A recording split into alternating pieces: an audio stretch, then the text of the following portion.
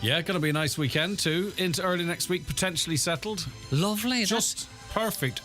Kids out of the house, decent bit of weather, happy days. Mum and Dad can relax. There's me taking off my glasses, leave my glasses to read these boys. Granddaughter Holly Gardner in Ramelton, 11 today, and also her first day back at school. And hello to her sisters Connie and Avine, and her mum Claire and dad Johnny, and gran and granddad in Glasgow, wishing her well today. Another couple, Greg Hughes, if you don't mind, twins Cara and Coden. Hopefully I got that right. McGinty and Dewey. It's nothing as worse as you get somebody's name wrong. It really is terrible. Do you read those texts in advance, Lee? No, I do. I asked Oisin, could he help me out with how would you pronounce it then? Caodhan? Cian, no? Caodhan? Cian? Maybe. Do you know Donna Marie? Do you know? Here. I would have went Cian as well. Cian, yeah. I see. Yeah. You're better. It sounds like Irish for Cian. All right, so Cian McGinty, thanks for that. Donna Marie, good on you. And Dewey's best of luck. Starting Dewey's school today, and her big sister Kiva going to today as well. So best luck to everybody. All right, Jared. All right, Michael. Good luck to you. Have a good show. Hold on a second. I don't get people's names wrong. You don't get to. I never do that. No. Anyway, things happen. All right, come here. Good luck. Listen, have a goodie, Gucci. All right, then. It is the 9 till noon show. After we get a news update from Donna Marie Doherty. Thanks, Greg. Good morning.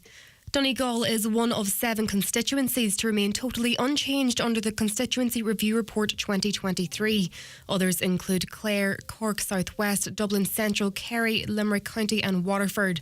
The number of members of Dáil Éireann is set to be 174. That's an increase of 14. There's fears plans are in motion to develop an oyster farm on Lough Swilly. Councillor Paul Canning says he is aware that consultants have been carrying out surveys and investigation work around the quay shore.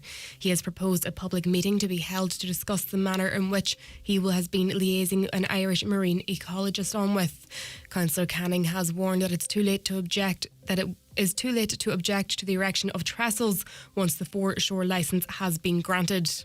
And by the time that the objector has all of their ducks in a row, you run out of time because you have to do an appropriate assessment or an NIS. So my opinion would be that we get ahead of the foreshore licence and are ready for any information that's needed. And that's where I want to set up a working group and maybe get a what they call a Coast Watch training event so that we gather information and do a wee bit of research within the Lough Swilly that will help us on our journey. A former Donegal Garda sergeant says there is a desperation among authorities as it comes that people aged 45 or 50 could soon become Garda recruits. The current upper age limit of 35 for anyone applying to join the force looks set to be increased significantly. The Irish Independent reports it's part of a radical fresh proposals to boost the numbers of uniformed Gardaí and attract serving police officers from other jurisdictions. But former Garda Sergeant Christy Galligan says it appears they're trying to exert all options to improve recruitment and retention problems. Yes, we need further recruitment and retention in the Garda Síochána, given all the difficulties and issues we have at the present moment to retain members or even to recruit members. But there is an inherent difficulty when you start putting it in the upper age limit, and it's not tying about ageism or anything else, but seems to be a kind of a desperation on behalf of the authorities at this present moment in time. Ahagult, Drumkeen and St Johnston are the latest areas to benefit from leakage reduction works in Donegal. Uisce Éireann has carried out upgrade works with over 4 kilometres of old and leaking water pipes recently replaced. The utility says the works are critical in conserving water resources and reducing high levels of leakage, which have been a significant source of disruption and outages for customers in the area. The first of this year's CAO offers will be made later this afternoon. They'll be available from 2 o'clock with a deadline for students to accept their college offers set at 3 o'clock next Wednesday. Great inflation in the Leaving Cert is expected to impact the process again this year. A look to weather. Dry spells today with a mix of cloud and sunny spells, turning hazier in the afternoon. There will be isolated showers with light northwest winds, highest temperatures of 15 to 17 degrees. That's all for now. The next news updates at 10 o'clock. Until then, good morning.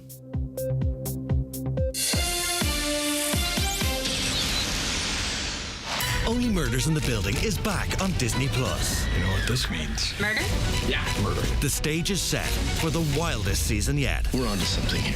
Featuring Steve Martin, Martin Short, Selena Gomez, Look at this cast. They're all killers. as well as Paul Rudd and Meryl Streep.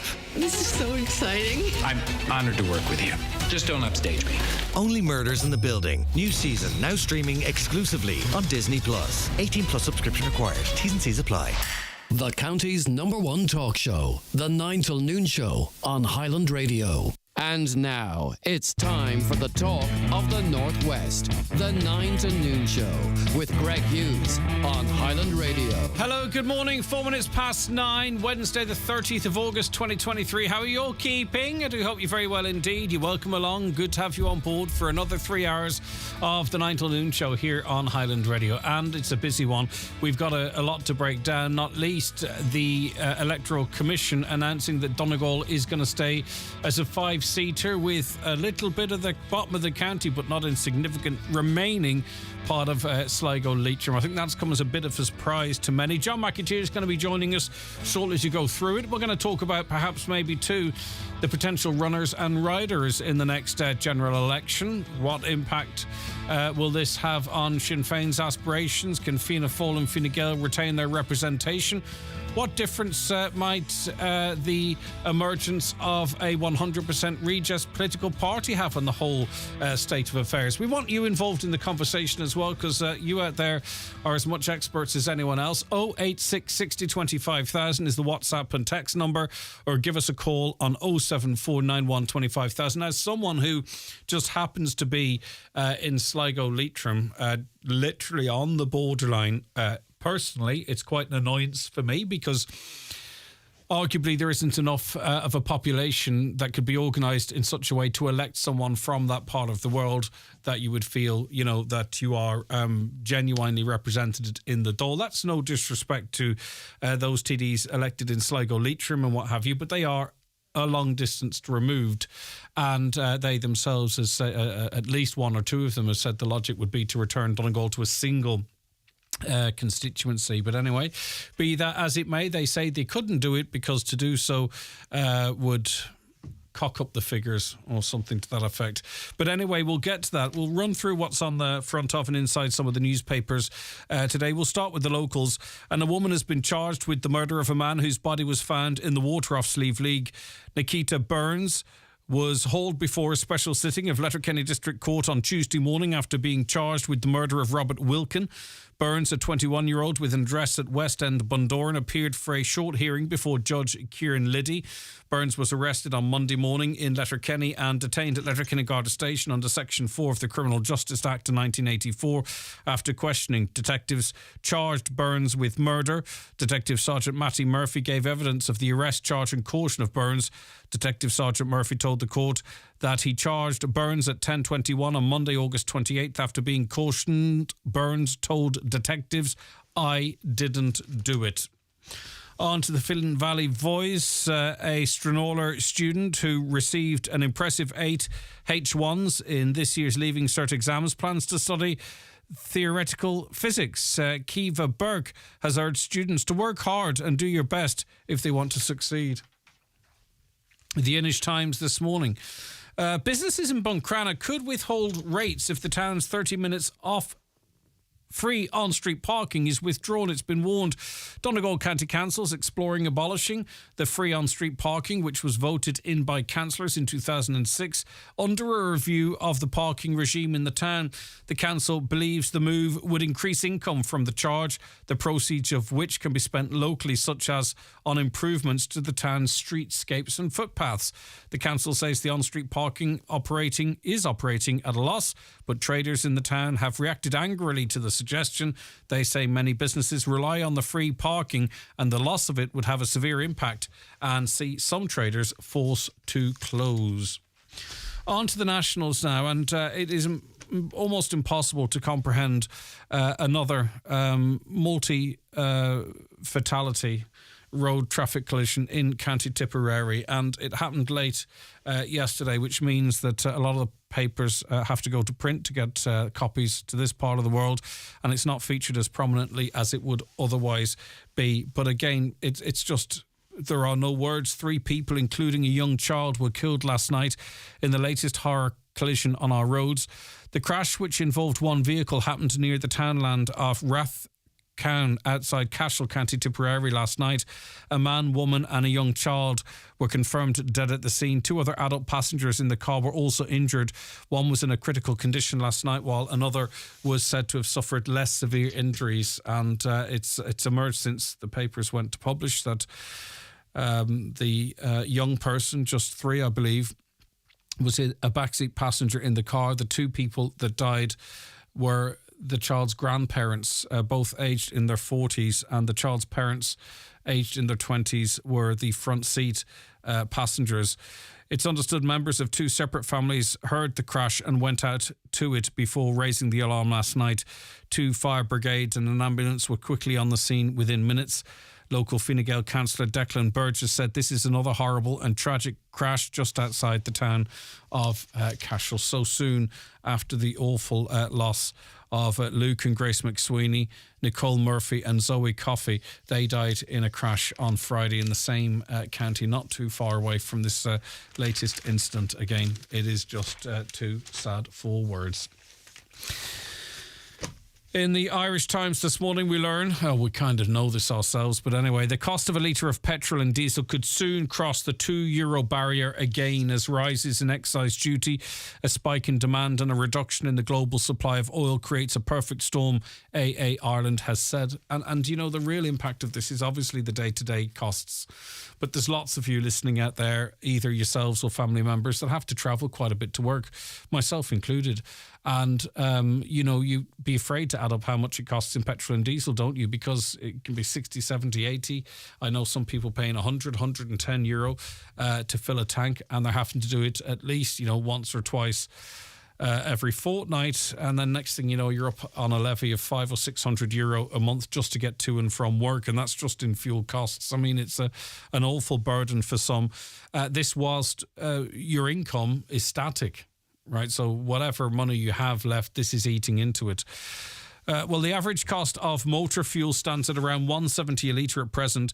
There will be a price jump after Friday when the excise duty on a litre of petrol and diesel will climb 7 and 5 cents respectively, as a measure introduced last year to help consumers during the cost of living crisis nears to an end. Minister for Finance Michael McGrath yesterday said this increase was locked in, but that a final planned increase in the tax, which would bring it back to its original level from the end of October, would be kept under review as the government prepares the budget package. Now, what I would be very curious as, because it's clearly there's a number. The government has a number that they think we can afford for a price of the litre of petrol or diesel. Now, I'd be very curious as to what it is. You know, when they're sitting around the table, do they say, well, they can afford 190 or they can afford 2? I'd say 2 is the magical barrier that they think, right, people will pay 195, but 202's just a bridge too far. I don't know. But I wish there was just a bit more transparency. Like, what is, they're keeping it under review, but what do they see as the upper limit that they think, right, we need to do something now? I suspect it's €2. I wish they would tell us so we know, rather than treating us like children a little bit. Governments tend to, not this particular government, but governments generally tend to treat us like children. Let us know what is the limit that you go, right, we as a government need to do something. What do you think about raising the upper age limit of on Garda Síochána entry into it? I think the problem here was setting at 35. I don't see the logic of it. I mean, you could have someone who's 45 in excellent shape who would be perhaps more physically able to do the job than a 22-year-old. Do you know what I mean? Like, I think we're discussing whether or not, or should it go from 35 to 40 or 50? But why was it just set at 35 to begin with? That's what I see as the problem. I can't see any issue at all with 40, 50 pluses becoming Gardaí. All right, they might not serve that long, 20 or 10 years or even 5, but we need Gardaí. I think we need Gardaí with experience. And I say, you know what? If there's 40 and 50-year-olds that want to be in the Guards and they're fit and healthy, bring it on. I don't know what you guys think out there. I think, was it Christy Galligan was on the news saying it smacked of desperation? I don't agree with that at all. I think it was a silly I think it was a silly line to draw at 35, personally, especially when you see people so fit later in life, and then you see others who are less fit much earlier in their lives. Well, the current age limit of 35 for joining An Garda Síochána will significantly increase under radical fresh proposals. The new age ceiling is thought likely to land between 45 and 50 years. As all efforts are made to boost the uniformed ranks, the force needs additional personnel across a variety of specialist positions, in addition to requiring regular officers to patrol and for station purposes. And I do believe, and this is no disrespect to the new intake, I do believe that they do need a bit of experience in there. And for that reason alone, as there's an exodus from the Gardaí with older guards, I think it would be worthwhile for that. I think there's a reassurance sometimes when someone looks a little bit older. That sounds terrible, it sounds ageist, but you know what? It's what people are talking about out there, what people feel. The Irish Daily Mail tells us that a clampdown on classroom influencers is underway, with teachers warned about their responsibilities by the Education Minister. Earlier this year, it emerged that a number of teachers with large social media followings had accepted payments to promote brands and filmed content in school buildings. Now, the Teaching Council, the standards body for the profession, has agreed to write to all registered teachers at the behest of Minister Norma Foley. In a letter obtained by the Irish Daily Mail, Ms Foley urged the council to remind teachers of their obligation to avoid conflict between their professional work and private interests, which could reasonably deemed to impact negatively on the profession. Is it? Let's guess. What is it? On pupils and students. Okay, I don't know if there's that many big in number. I'm not sure that's worth a front page, but anyway. The Sun tells us, we know this already, but again, Ireland's childcare crisis is pushing mums out of their jobs, forcing them to modify plans to return to work in favour of staying home with their children. I'm sure this affects some dads as well. Has this been your lived experience? And you can send us a comment anonymously, of course, but it'd be good to speak to you. Have you found that you can't do your work or you can't pursue your career as you'd want to because of the cost of childcare? Let us know. 086 60 25,000. Well, a recent study found women are 5 times more likely than men to leave paid work due to such caring responsibilities. Now, top medic Professor Afif El Koufash has called for the government to boost paid paternity leave, currently just 2 weeks for dads, to help spread the load. But that would be helpful. I think what we need, though, is affordable childcare so people can go out to work. Finally, I don't know whether to read this one or not, but it's kind of one of those stories. If you don't like worms or them inside people's bodies, put your fingers in your ears for 30 seconds. It's a horrible story. A worm 3 inches long was found wriggling in a woman's brain during surgery, to the horror of medics. In what is believed to be a world first, the parasitic round worm, usually found in carpet pythons, was spotted during a biopsy performed through a hole in the skull. Surgeon Harry Prayabandi said, "I just thought, what is this? What is that? It doesn't make any sense, but it's alive and it's moving." We all felt a bit sick. The 64-year-old patient then admitted to Canberra Hospital in the Australian capital after experiencing forgetfulness and depression. A year earlier, she had been admitted to her local hospital in New South Wales with symptoms including abdominal pain, a dry cough and night sweats. And it seems this little worm lived in her head. I'm not sure if it did for so long.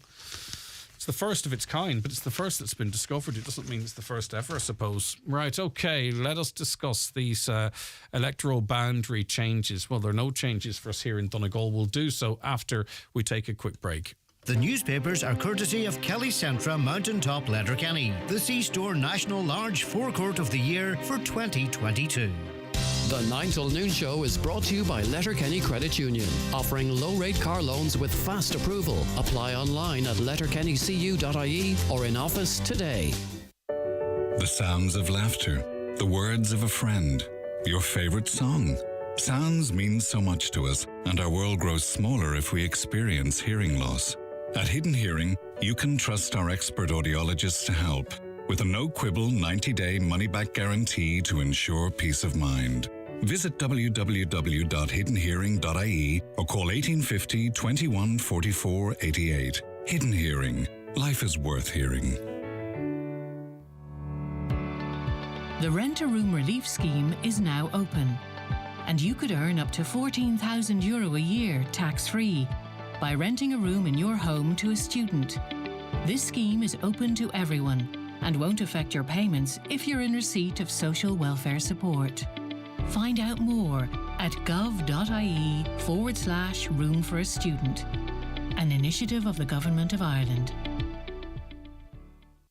New this week at Home Store and More. All painting and DIY accessories are all half price. But better hurry, because when all the half price painting and DIY accessories are gone, they're gone. Also, all home office desks and chairs are still all half price. But when all the half price home office desks and chairs are gone, they're definitely gone. Drop by your local Home Store and More, or visit us online at homestoreandmore.ie. New store now open in Frascati Centre, Blackrock, Dublin. Home Store and More. A happy home. Highland Radio time checks with Expressway. Travel Route 32 from Letterkenny to Dublin when you book online and travel for less. Expressway, bringing you the time at 9:19. Bridie on Facebook says, "Good morning, Greg. Childcare is too costly. My daughter paid, I'll not say the figure right now, a month for her first child in Dublin. How much would you say they were paying in childcare? €1,300 a month in childcare. How, in God's name, could you pay that? Maybe pay a mortgage and it'd be worth going out to work at all. All right, anyway, back to the Electoral Commission. With regard to the Donegal constituency, it was not possible to recommend the removal of the existing breach in its county boundary by the Sligo-Roscommon constituency.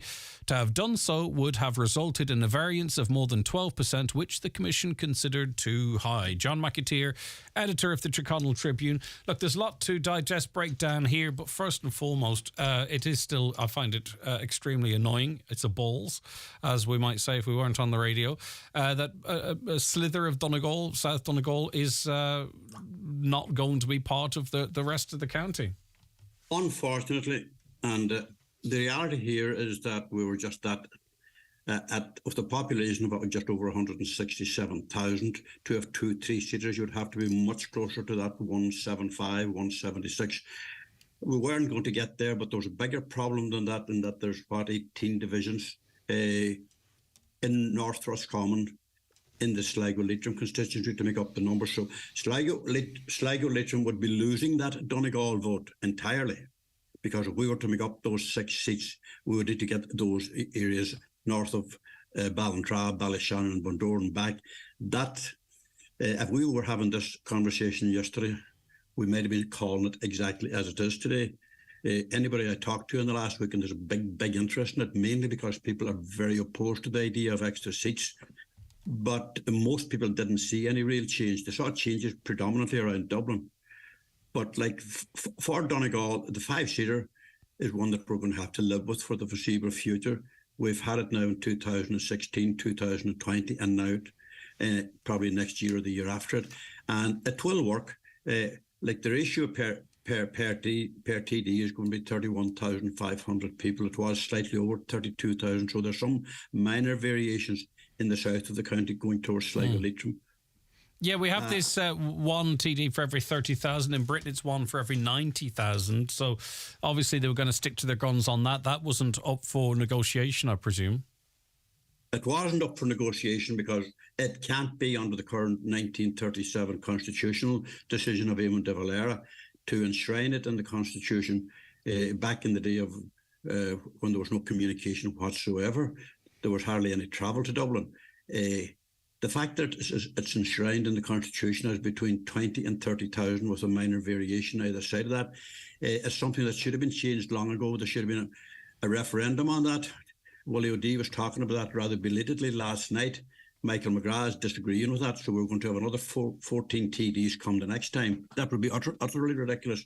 The numbers in the UK, with their increased population, there's 119,000 people per MP, and there's a plan there. It was upset a bit by Brexit. There's a plan there to reduce that by 50, because with modern communications and all of that kind of thing, 174 TDs, it leaves at 29,573 or 593 per TD.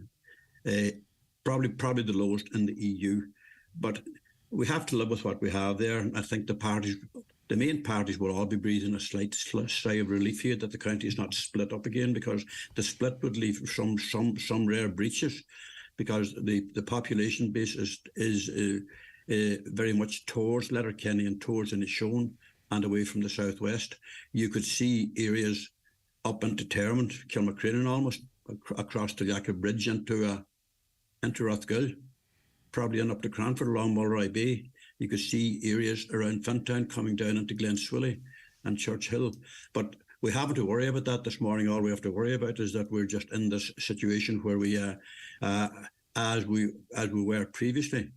And as I say, the main parties, from the way I look at it, Sinn Féin will be happy about it because it leaves them on track with their plan to get 3 seats here.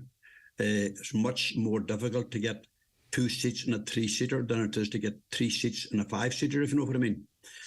Morning, Brendan. Good morning, John. Brendan Burns also with us. Good.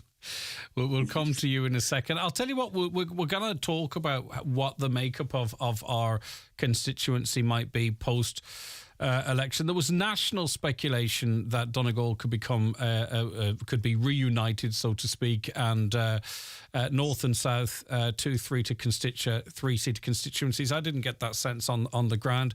Brendan Byrne, are you surprised that the status quo has been maintained?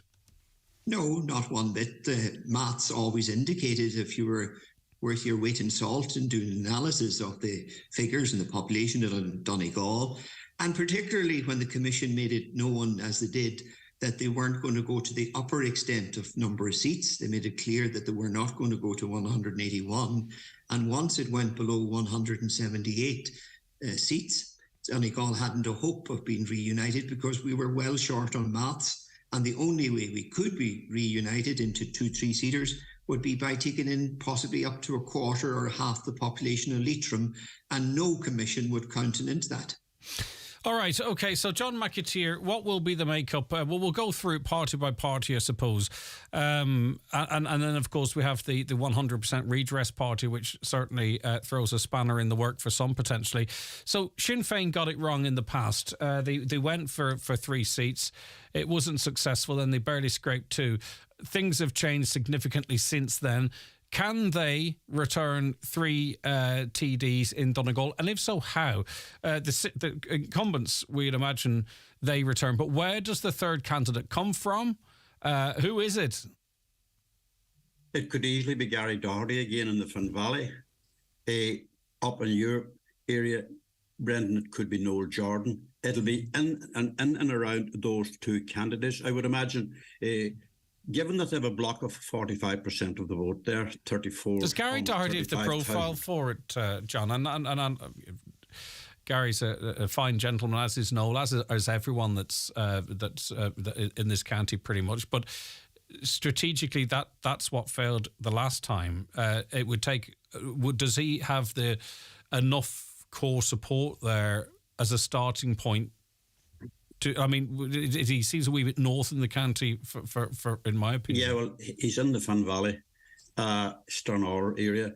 He would be well enough based. I think the last time he ran was just a bit premature. Sinn Féin had never voted for 2 or 3 prior to that, and it was a learning experience for them to convince their voters that there was a second and a third vote there, and it probably backfired. Well, it didn't probably. It actually did backfire on them. Things have moved on quite a bit for them since then. They didn't have 45% at that point. Fianna Fáil and Fine Gael were both much stronger. There's a sentiment running in all the opinion polls, as Brendan points out there on the day that you weren't done low.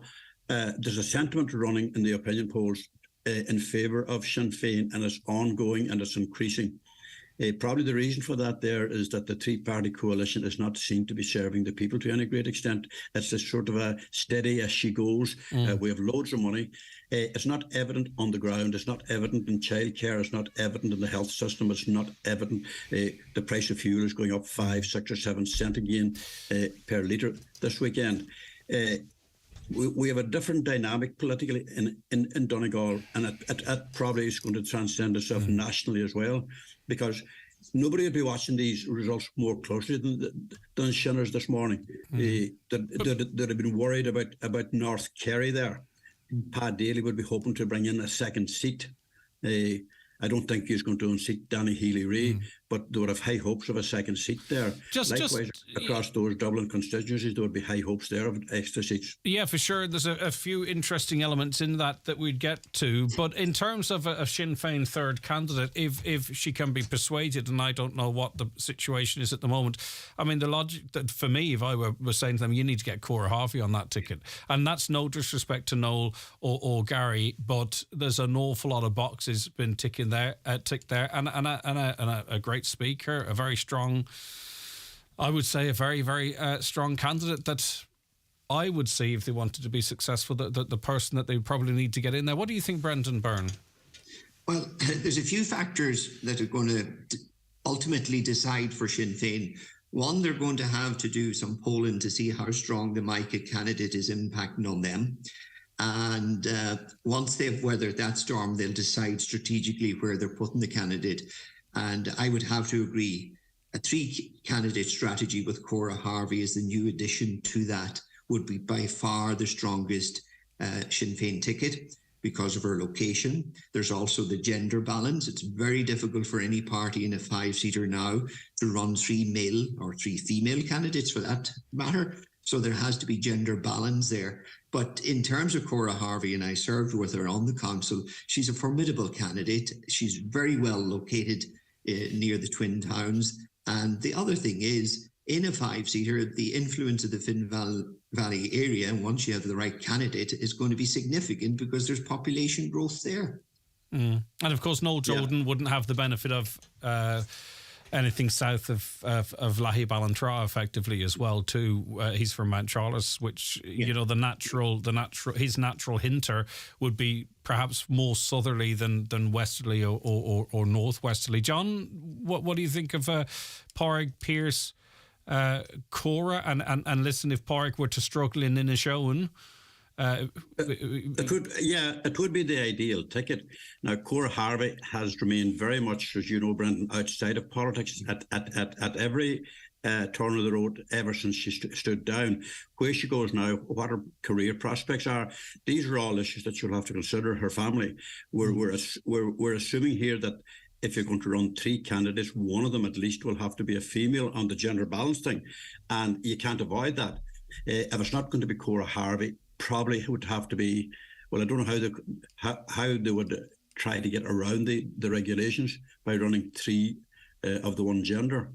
I would see a female candidate all right for Sinn Féin. If it's not Cora Harvey, they would have to search elsewhere. I don't think Marie-Thérèse, I'm not sure if she would be.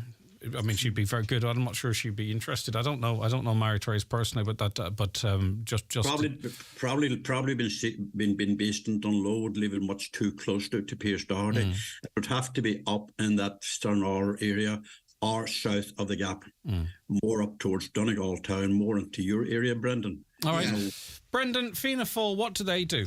Because they are in a dilemma in terms of, I suppose, really how to get Charlie McConalogue back in, really, rather than any aspirations beyond that. Tactically, how do they go about doing so? Well, as you know, I can no longer speak for Fianna Fáil, but I would imagine Fianna Fáil... Well, now you can speak even more freely now. That's the advantage. I would imagine Fianna Fáil are considering this morning what exactly are they going to do, but... obviously now it's quite clear that they're going to have to run two candidates, one in the Old Southwest and Charlie in the Northeast. So the question you're really asking me is, who is the candidate that's going to come out of the Southwest?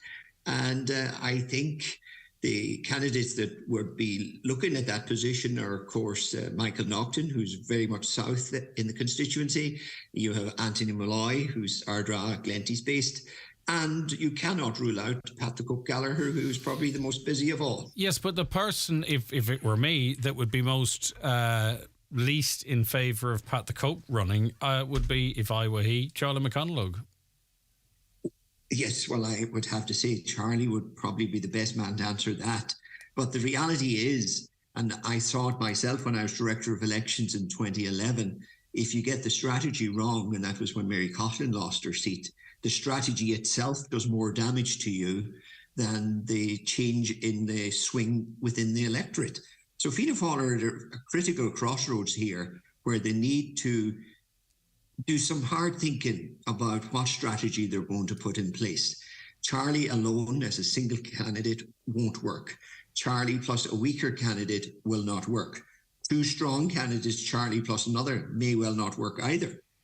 So I believe you're going to have, depending on what Fine Gael do, depending on what Sinn Féin are going to do, you're going to have to put two strong candidates in that have good name recognition, good geographical location. The Minister, McConaughey, is taken as granted as being a candidate.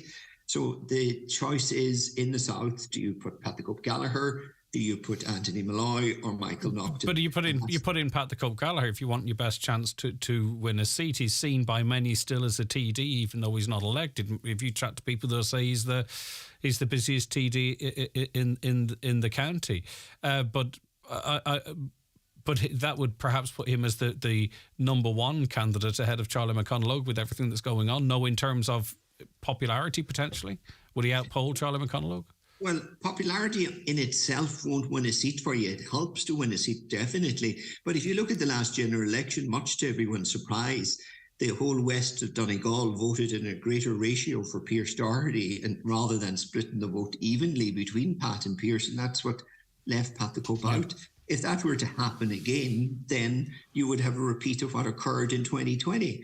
So even though Pat is a very strong candidate and he's flat out working and the entire constituency knows and appreciates that, there's risks either way. But I suppose if you're asking me a direct question, and you always do eventually, so I'm going to preempt that, who's the stronger candidate? Of course it's Pat the Cope Gallagher.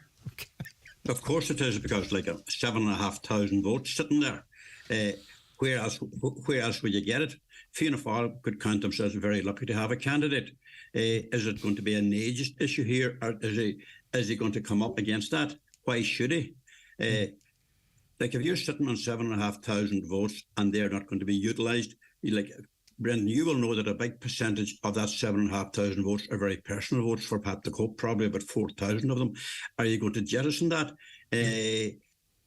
Right. You're not going to jettison that in favour of running Michael Naughton or Anthony Malloy. They're both councillors, but they're probably not as well positioned or as well known as Pat the Cope. Anthony Malloy, definitely from football. Michael Naughton, those of us in the media know Michael pretty well. He's a good communicator and he's all of that. But has he that strength to get up anywhere close to 5,000-6,000? I don't think so. I don't think any other councillor is. Again, he is very South Donegal, and maybe if the county had been reunited, his chances might have been more favourable. So, John, what is the strategy here? Is the strategy, if you're Fianna Fáil, to get Charlie McConaughey back in, or to get a Fianna Fáil person back in? And in both of those scenarios, how do you do it? Their strategy, first of all, is to hold that seat. If they lose at Donegal, they'd be in a worse position than they were in 2011. It's just going to be as simple as that. They can't afford to lose Donegal. Let it be McConaughey or Pat the Cope. They just simply have to get one seat, because they are running at a very low ebb across the polls. Nothing exciting is happening to them that's going to increase that anytime soon. But at the end of the day, McConaughey should be a strong contender. I mean, they're in a position of having a seat. It's very, very hard to unseat a sitting TD, especially a minister. And let's look at it like this here. Charlie McConaughey has been firing money around every pier and harbour and slipway in Donegal. I see it down at Port Salon there, going flat out. They're spending €1.5 million there. And up around Greencastle, there's massive amounts of money being spent on the Marine. And now, whether he's in favour with the farmers or not, it doesn't look good from that farmers' opinion poll a couple of weeks ago. He might fare better with Donegal, but that's going to be offset by the Micah controversy. He's been seen as being far too ineffective on Micah, and that's not a personal attack on him or anything like that. It's just a reality. Talk to anybody that has a Micah issue. They're not going to vote McConaughey. So the question is, who are they going to vote for? Is there going to be a Micah candidate in there that's going to make any inroads? Right. Is there going to be a farmers candidate? We're going to talk about that, because I do have to take a break, and hopefully both of you can stay with me. So does McConaughey, is Charlie McConaughey re-elected, John? No. Brendan? Not yet. Is Charlie, unless something drastically changes, is Charlie McConaughey re-elected? I would have to say, in Charlie's defence, he's a formidable campaigner. Mm-hmm. Now, I know he's at his lowest ebb because he had the Micah debacle and he had the farmers' issues, but he's a formidable campaigner. Who would have predicted in 2011 that he would have taken a seat against the tide when... Well, no one did, actually. No one was predicting really a seat at all for Fianna Fáil. So I certainly wouldn't write Charlie McConaughey off. And I think he needs to certainly focus on the constituency. I think he needs to focus on what he does well. He's a very good people's person, so he needs to get on the doorstep and he needs to get out there. But Brendan, as a senior minister, you're aware of the constituency so much. Yeah. Europe is calling, national politics is calling, the cabinet is calling. Every other constituency in the country that has a farming vote is calling. So it's not that easy. Joe McHugh learned that the last time. He just barely scraped in. So Pádraig McLaughlin almost lost that too, because he might not like this or not, but there was a sense that he was, too sort of focused on what was happening in Dublin or elsewhere. So you have to be really careful with that stuff. Well, that was 2016 when he lost the seat. He was more switched in the last time. As I say, it's been a big learning curve for Sinn Féin, and it's going to be a learning curve for everybody again, because Fianna Fáil and Fine Gael will have to hold those seats. Thomas Pringle will be a fairly certain... Well, John, I have to take a break. We're going to go to Fine Gael, the Mike Candidate Independence. Hail your horses there. Get a cup of coffee in you. We'll be back in... Right, we'll do that. Stay where you are too, Brendan. We'll be back with you in just a couple of minutes. Watch the show live now on YouTube, Facebook and at highlandradio.com. The 9 till noon show is brought to you by Letterkenny Credit Union, with monster loans available up to €60,000 for all occasions. Visit letterkennycu.ie. It's the big brand sale at SuperValue, and there's great special offers like Nescafe Gold Blend Jar 100 gram and Meridian Peanut Butter 470 gram, any 3 for €9, exclusive to Real Rewards members only, and money off vouchers every week on the app. So don't miss our big brand sale, and pop in store or online for great savings at SuperValue. Where's the party? Bundoran presents Ireland's biggest indoor dancing festival, the World Matchmaking Festival, in 4 venues for 10 days, 10 nights, September 29th to October 8th, starring 35 bands including the Tumbling Paddies, Derek Ryan, David James, Declan Nerney, plus blind date and speed dating. Book now for accommodation and entertainment package deals. Log on to showtours.ie or call 0818 300 888. Meet your match in Bundoran. Very special guest from Listowel Varna, the world famous matchmaker Willie Daly. If you're tired and struggling to put a spring in your step, discover the power of Revive Active at your local Brennan's Pharmacy. Revive Active is an award-winning super supplement containing 26 active ingredients, including vitamin C, D and zinc, which support your immune system, all in one handy daily sachet. Made for busy, stressful lives, it's the convenient way to put back what life takes out. Enrich your life with the Revive Active from Brennan'sPharmacy.com. We're here for you. All you need to make your house a home at Patterson's The Hall Lifford. From garden furniture to kitchens, sofas and dining sets, all under one roof. Need a new mattress? Why not visit our sleep centre on the first floor, with a large range of quality beds and mattresses in stock and ready for collection or delivery. Relax in our coffee shop, serving hot lunches daily. Open Monday to Saturday, 9 a.m. to 5:30 p.m. Patterson's Kitchens and Interiors, The Hall Lifford. All right, you're very welcome back to the 9 till noon show. A caller says, get Pat the Coat back. He's still done so much for us. Another Councillor, Gary Doherty, has done huge work for his community. He may do it more quietly than others, but he's always available and always helping to solve issues locally. I've absolutely no doubt of that, but it's about you have a big county to sort of resonate with. Brendan, the one thing, if I was trying to come up with a strategy, a party, if they were inclined to ask, which they weren't, and I hope they don't, would be Fine Gael. What do Fine Gael do? Because, they arguably got it wrong in the last election.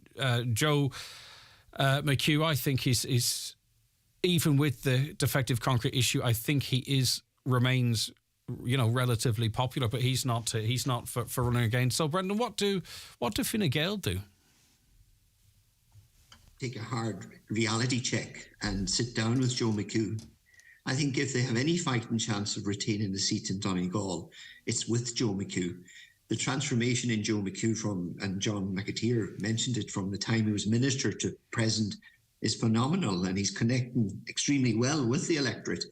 So Fine Gael need to take a reality check there and sit down with Joe and have that conversation with him, because I still believe Joe McHugh is their only hope of retaining a seat in a 5-seater Donegal. It's very hard to see any other pathway back that doesn't include Joe McHugh, John McAteer. It's impossible, but then again, Joe McHugh has kept stating and restating that he's gone from politics. He's outside the parliamentary party. He it's easily been popular when you're on everybody's side.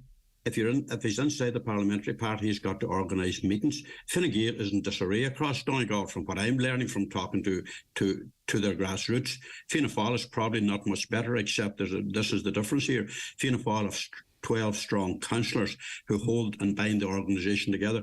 That's not happening in Fine Gael. Fine Gael needs a new beginning. They need new candidates. If it was Joe McHugh, could he be certain of holding that seat? Remember that as a senior minister, the last time he struggled, away down there on half a quota.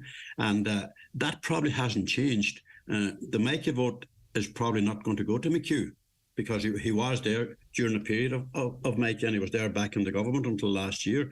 So, it's very easy being popular, as I say, Brendan, when you're, say, foot loose and fancy free, you having to go to parliamentary party meetings. You having to go to constituency meetings. In fact, you're outside of constituency meetings. And, I mean, as a consequence of Joe McHugh's decision to remain out of the party, the probability here is that Fine Gael has also lost ground, and it has definitely lost votes. And, I mean... But if he were in the party, we have seen it in the past and in this county where you can successfully ride two horses, where you can be within the party and be... be popular locally, and then you sort of a kind of a different person on the national stage. When you're heading into an election, say it's a year away or whatever it's going to be, you have to be very active and very proactive on the ground, and that can only come through your top representatives getting out and meeting the grassroots. That's not happening in Fine Gael.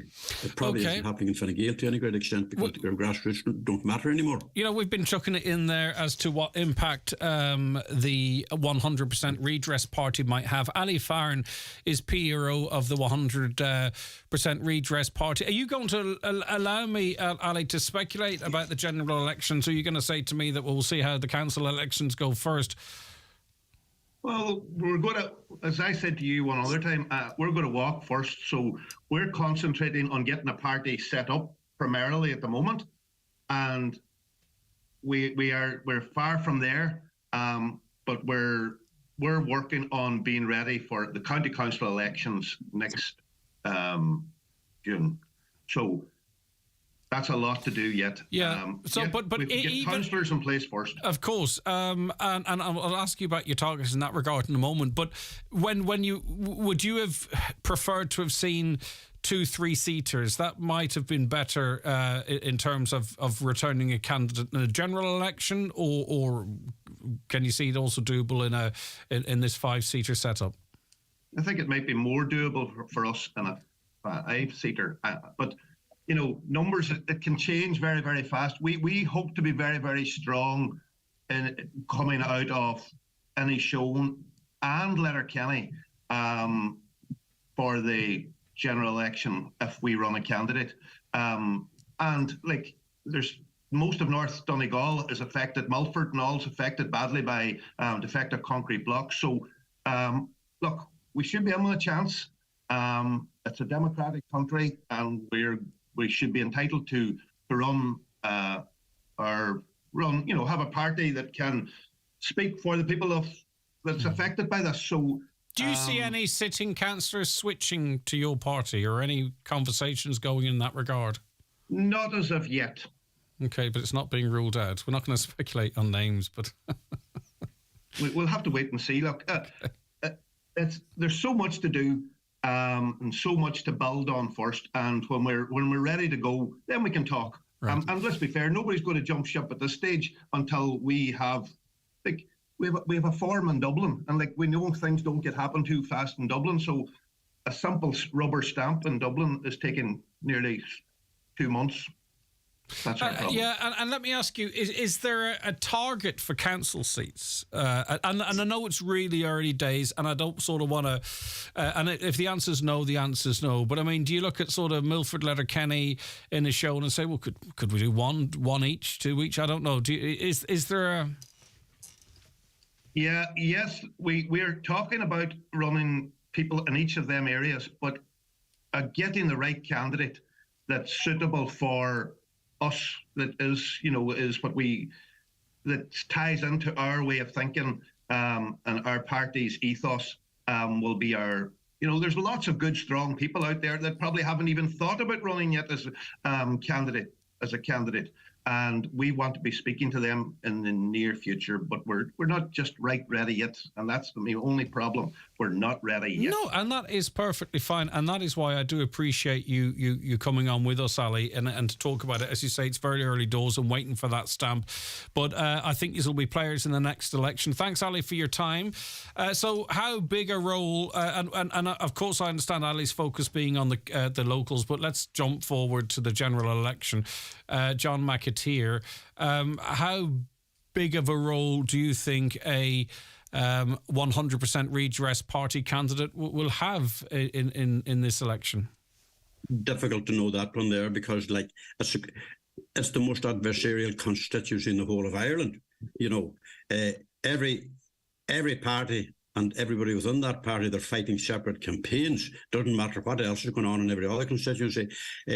Donegal will be very hotly contested. Sinn Féin is going to be bidding for 3 seats. Fianna Fáil will be thinking of holding on to one and hope on the outside to get a second one. Thomas Pringle will be a favourite with me. He has a solid base of 5,000-6,000 votes there. Popular man. There since 2011 through 2016 and 2020, so he has a lot of credibility built up there. Fine Gael probably is in a more difficult position than any of the other parties, so that's going to add a lot of intensity. They have just one councillor in Inishowen, isn't it? In Johnny McGuinness. Yes, yeah. Jimmy Cavan is in Letterkenny. Martin Harley is in Stirnorler.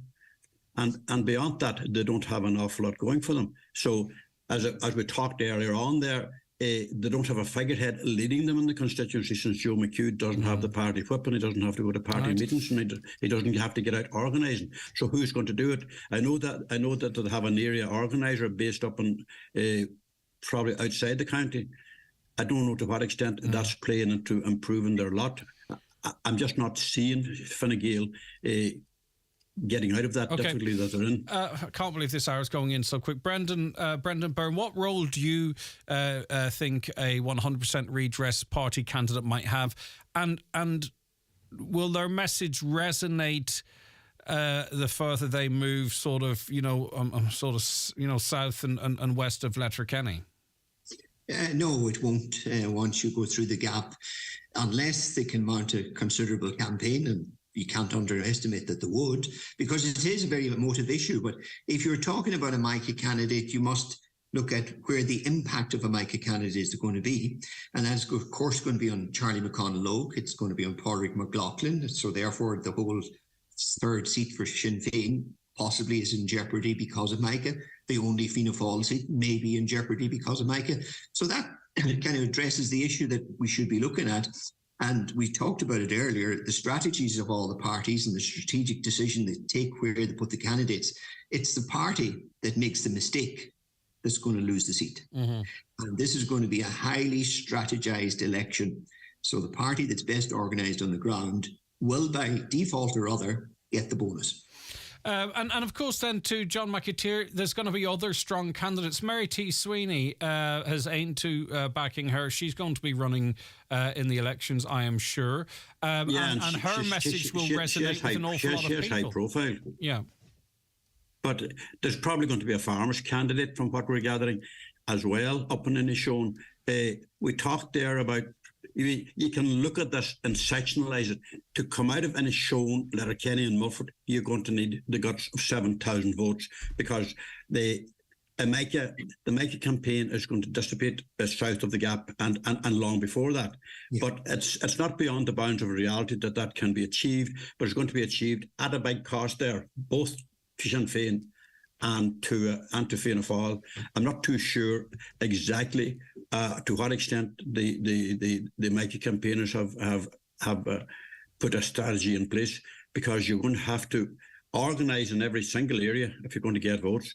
That is a big ask. But they are the most impressive in terms of.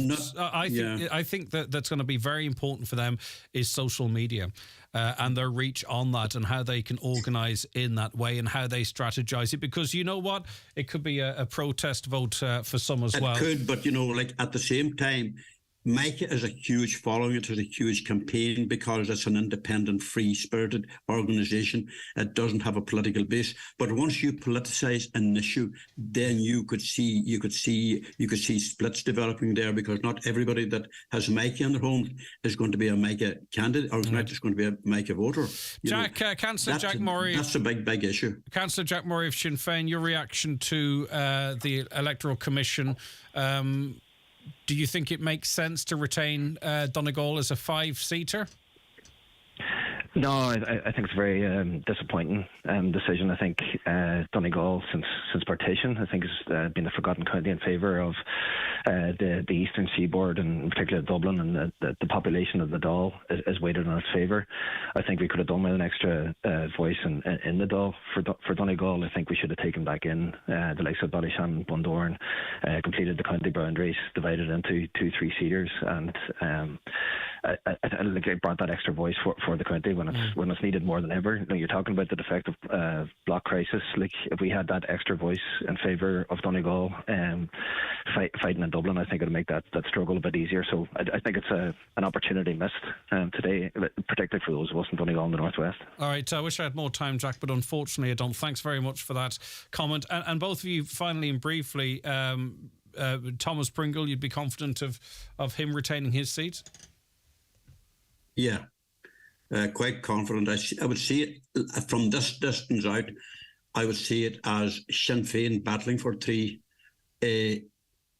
Thomas Pringle, well, it's hard to say that anybody's a safe bet because there's no such thing. Thomas Pringle would be in there as always. He's the most transfer-friendly candidate in Ireland. So 3 Sinn Féin, 1 independent. Where does the last seat go? You would have to toss a coin on that one. Well, no, you don't have a coin. You've got your head, John. I would call that for Fianna Fáil, actually. Pat the Cope Gallagher or Charlie McConnell? If Pat the Cope's running, I'd call that for the Cope. Okay, Brendan, would you see 3 Sinn Féin? Yeah, I see who's 3 the other Sinn Féin and 3 candidates then for the remaining 2 seats. And if you look at 2016 and 2020, and you can't go and ignore the facts of that, Thomas Pringle survived in both those elections with a sizable transfer from Sinn Féin. If Sinn Féin run 3 candidates, which they are going to, where does that transfer that he has lived on in 2016, it elected him, 2020, it got him over the line again. If Sinn Féin tighten their vote, they'll take the 3 seats, and the other 2 seats will be between Thomas Pringle, a Fine Gael candidate, and a Fianna Fáil candidate. With possibly, if Fianna Fáil organise themselves, they could, by default, possibly have 2 in the run. Brendan Byrne, thank you very much indeed. I just kicked him out then off the back of that. I'm only joking. John McAteer, thank you. Take care. Bye-bye. Loads of you messaging, texting in. We're going to get to all of your comments after we take a break for the news. The 9 till noon show with Letterkenny Credit Union. Simplify your debts with a debt consolidation loan from Letterkenny Credit Union. Call us on 074 910 2126 or apply online via our app or in office today. McLaughlin Fuels are seeking a sales representative to sell their manufactured smokeless fuel products throughout Ireland. Extensive travelling is a requirement, and the ideal candidate will work efficiently and independently, always with the customer in mind. For inquiries, please contact Denise at mclaughlinscoal.ie. Mr. Blue Sky, please tell us why. The Lotto jackpot is an estimated €4 million. Play responsibly in-store, in-app or at lottery.ie. The National Lottery. It could be you. Getting married. Men's wedding suit packages are now 20% off. Book before August 31st. Evolve Clothing. Letterkenny Retail Park. Terms and conditions apply. Do you currently have vacancies that need urgently filled? Have you tried various ways to find new staff but didn't succeed? Let Highland Radio help you source and fill your current vacancies in the most cost-effective way. Simply sign up to our new job spot and we will tell our listeners about your vacancies both on air and online. Every Monday, Wednesday and Friday during our primetime shows, we will broadcast the latest job opportunities across the Northwest and into counties Derry and Tyrone. All job listings will be available online at highlandradio.com. For more information, contact the advertising team on 07491 25322 or email advertising@highlandradio.com. Highland Radio, we're here for you. The 9 till noon show is brought to you by Letterkenny Credit Union. Digital loans now available. Apply online or via our app today and get your loan transferred directly to your current account. It's the Right Price Tiles and Wood Flooring 70% off sale. Get up to 70% off on all your purchases. Up to 70% off all tiles, all wood flooring, all bathware. Everything's reduced in store. The 70% off sale at Right Price Tiles and Wood Flooring. Stores nationwide. Sale ends Sunday. Have you just completed the Leaving Certificate? Or maybe you're a parent or a guardian of a Leaving Certificate student? Perhaps you would like to study but haven't made a CAO application and would like to find out more about our available places? At Atlantic Technological University, we combine practical learning with brilliant student supports. Come along to ATU Donegal's Information Day on Friday, 1st of September from 11 a.m. till 4 p.m. and discuss your offer and options with our supportive staff. ATU Donegal, your future is here. We are now in our last week and your last few chances to win big with Highland Radio this summer. €2,500 will be given away on the Naughty Alarm Clock this Friday, 1st of September. But that's not all, because we've left the biggest prize until last. Can you imagine winning €10,000 in cash? Greg Hughes will be calling one lucky person on Friday the 1st of September at 11:30. Have you bought your ticket yet?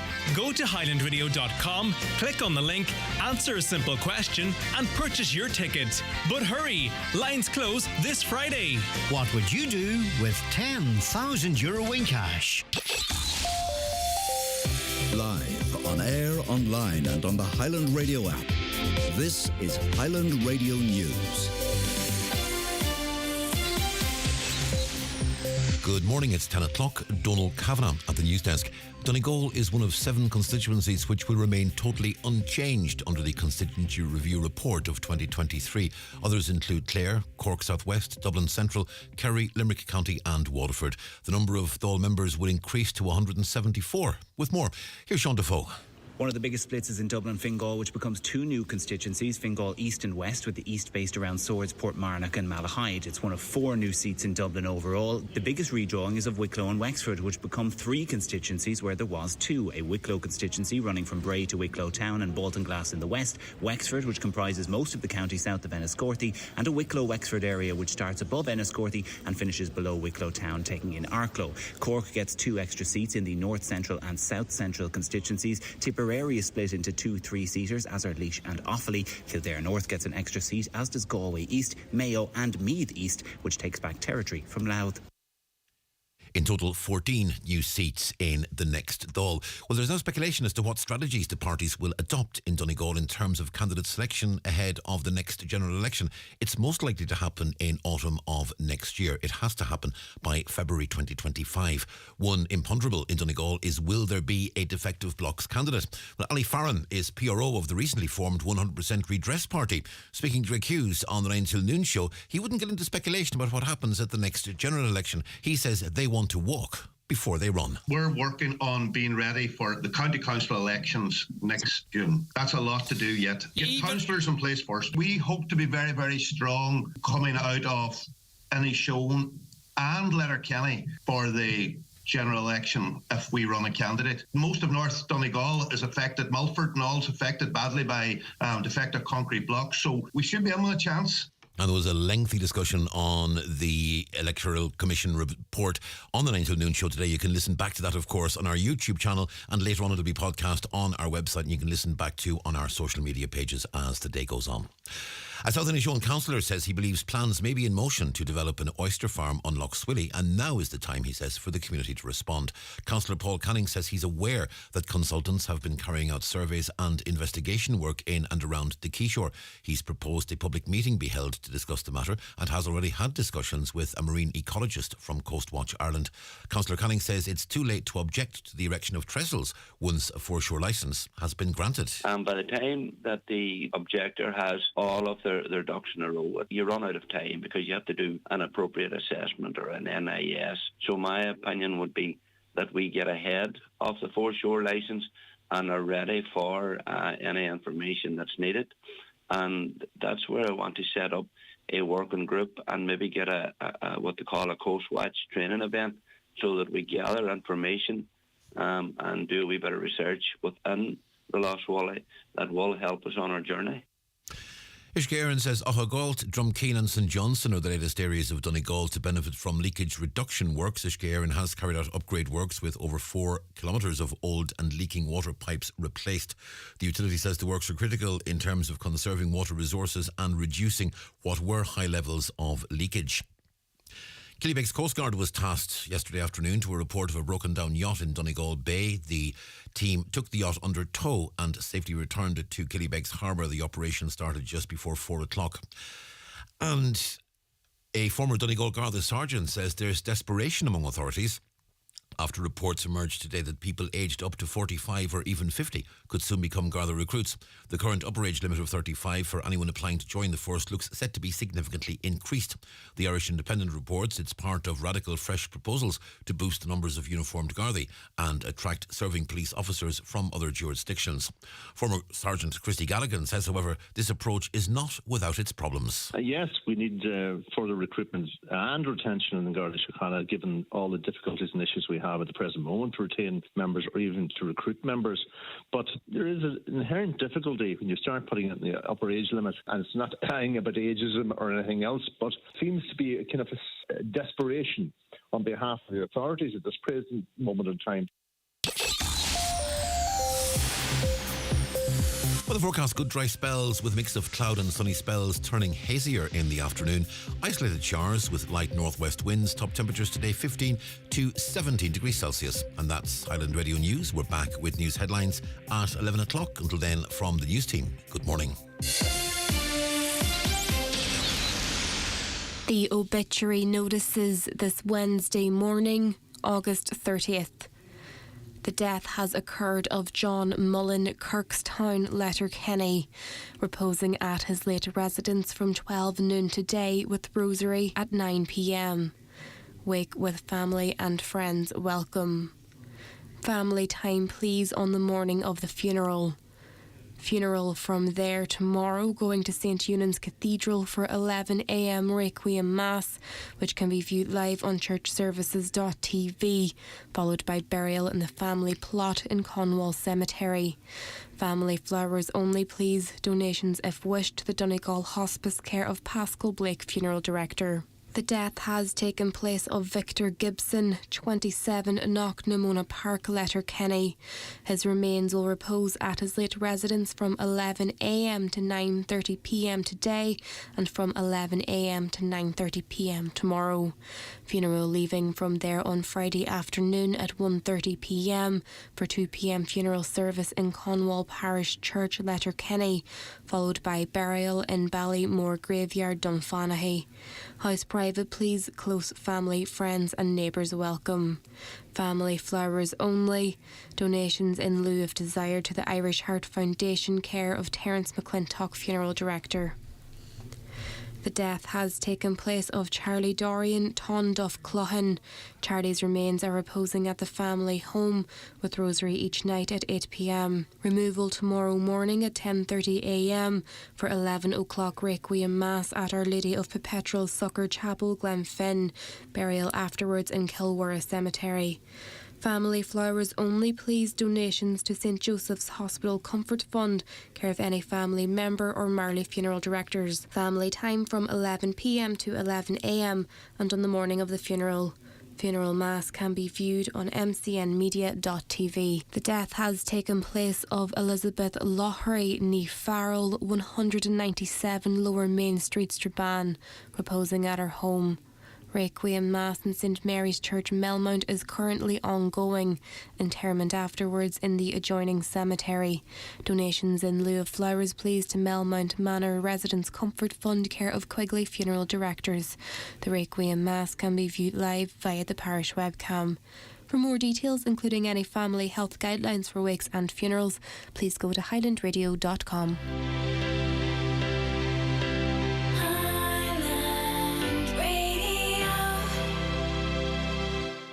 At Barry's Tea, every detail matters. Every leaf sourced from the world's finest tea gardens. Every careful selection from our master blender. Every measure and every stir. Every detail is considered to ensure that every cup delivers the much-loved taste of Barry's Tea. The county's number one talk show, the 9 till noon show on Highland Radio. And we like to talk about the number one county. That is, of course, Donegal. Nearly 10 minutes past 10, Wednesday, the 30th of August. Welcome back to the 9 till noon show. Good morning if you're just after joining us. Thanks to Ali, Jack, Brendan and John for the last hour as we dissect the potential runners and riders, as we know now that Donegal is going to retain the same status. One big constituency of 5 seats with a little bit of the south of the county in Sligo and also in Leitrim. And thank you so much to so many of you getting involved in the conversation as well. They're talking about Charlie McConnell. What about the fishermen? Yeah, well, I think when John was referencing peers and things like that there, that maybe that... great conversation, Greg, with your guests. Public service broadcasting at its best. Female voices missing, but not your fault. It is something, by the way, that is a constant endeavour to make sure that as many different voices are represented on the programme. I'm not being defensive, but we do go out of our way to make sure that we strike a balance as much as we can. It's not always possible, though. There was a full house last night in the Mount Errigal Hotel. Aintu had a meeting for parents, teachers, grandparents against this explicit sex education starting in schools. I'm not sure is it explicitness the issue? I think it's more the content of it rather than explicit nature of it, especially in national school. It's just the same silly drawings that I saw in national school. Maybe you're on about secondary school and maybe you're on about some of the other things that they're discussing. I hope Fine Gael... Actually, how many were at that meeting last night, if you were at it? I hope Fine Gael get a hammering in the local and general elections because nothing but hardship for people looking after the big boys as usual. Still, Fianna Fáil know better, they believe. Fianna Fáil, Fine Gael are finished in the general election over mica pyrite plus unemployment. No consultation on young Ukrainians being pushed into every village in Ireland and given more benefits than the Irish, they say. Also, too, a lot of families will have seen their young people having to leave. That's going to be a factor in it all as well, I'm sure. Michael McClafferty to rejoin Fine Gael and stand as a TD. Is that something he'd want to? I wonder. 100% redress and farmers should join up. Well, you see, that is always the danger in that... you could split a vote. I mean, even say, for instance, Sinn Féin have made very strong promises as it relates to defective concrete. Now, whether they follow through on them, that remains to be seen. And it potentially you could end up damaging, in running a candidate on that issue alone, you could end up damaging the party, most likely maybe to be favourable, as I say, if they follow through on their commitments.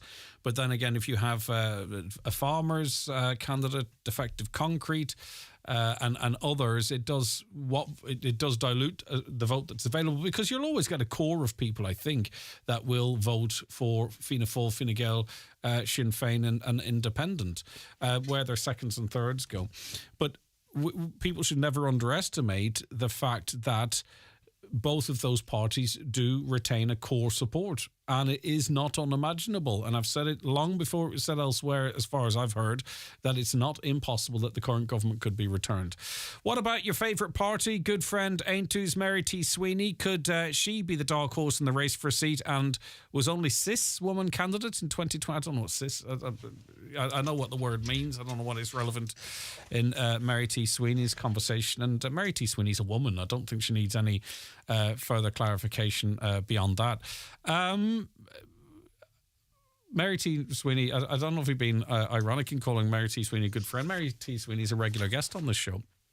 What about Cora Harvey, says the listener? Yeah, I think they'll need her. What about Marie-Therese for Sinn Féin? She would be their ideal candidate and Piers could bring her with him on his vote alone. But that is also a possibility, of course. There's a few choice phrases for this lot. Were we not on the radio? Sure, why change a winning formula, Greg? Could the reason be for no boundary change for Donegal that 2 3-seaters would result in 4 Sinn Féin TDs in the next general election? Fianna Fáil and Fine Gael coalition couldn't have it. I mean, that is why if Sinn Féin members might feel a bit aggrieved, because I think really they would have done very well. I would love to see the submissions, and I'm going to find out to see if they're public or not, just to find out who thought what and where. I have to say, what a shams of a government we have running our home country. If the family budget was spent in the exact same manner as our elected personnel, whom give us assurances at every opportunity within the media and at our front doors that they could take care of all our personal needs, we definitely need our heads looked at. Morning, Greg. More jobs for the boys and gals in political circles under the guise of a need for more representation in the Dáil. If the UK adopted the same population TD ratio as here, there would be well over 2,000 MPs in Westminster as opposed to 650. Just another bill for hard-pressed taxpayers. Again, I don't know why we didn't look at the one TD for every 30,000. It seems OTT. A caller says there have been campaigns for years to reduce the number of representatives we have, yet here we are with more. These boys really are looking after themselves. This country is a shocking disgrace. Another, what happened to the number of MEPs decisions being made? What a waste of resources revisiting this instead of doing it all at once. There were recommendations on the MEPs made as well, if I'm not mistaken. I think it's as you were. There's an extra seat going. They don't know where it's going to go yet. Maybe that's the thing that they have to revisit that you're referencing, so my apologies if I missed that. Good morning, Greg. So much for changes in RTE. Whoever is responsible for commissioning a show by Keith Duffy on teeth needs sacking ASAP. What a waste of taxpayers' money. Well, I saw that yesterday and I thought, well, you know what? They must just think we are suckers. Keith Duffy going to Turkey to get his teeth done, and it's going to be like a numerous part TV show. Like, why don't they go and make a programme with, I don't know who it is. What about that Dave Duke on iRadio or someone like that there? Someone who's young and from the west, the county, or I'm sure Midwest, or there's David James here or whomever it might be. You know, make programmes, try it with different people outside of Dublin, talented, young people that are popular in their local areas. You know, why aren't they investing in them and giving people like that a chance? I don't know. They won't risk it, but they should. And anytime they do anything, it has to be really edgy comedy or something. You know, but there's some fantastic people working and operating on the West Coast, and back them. Give them a chance to make a show or what have you. Anyway, enough of that. Let's get to the bingo numbers. It's time for NCBI Bingo on Highland Radio.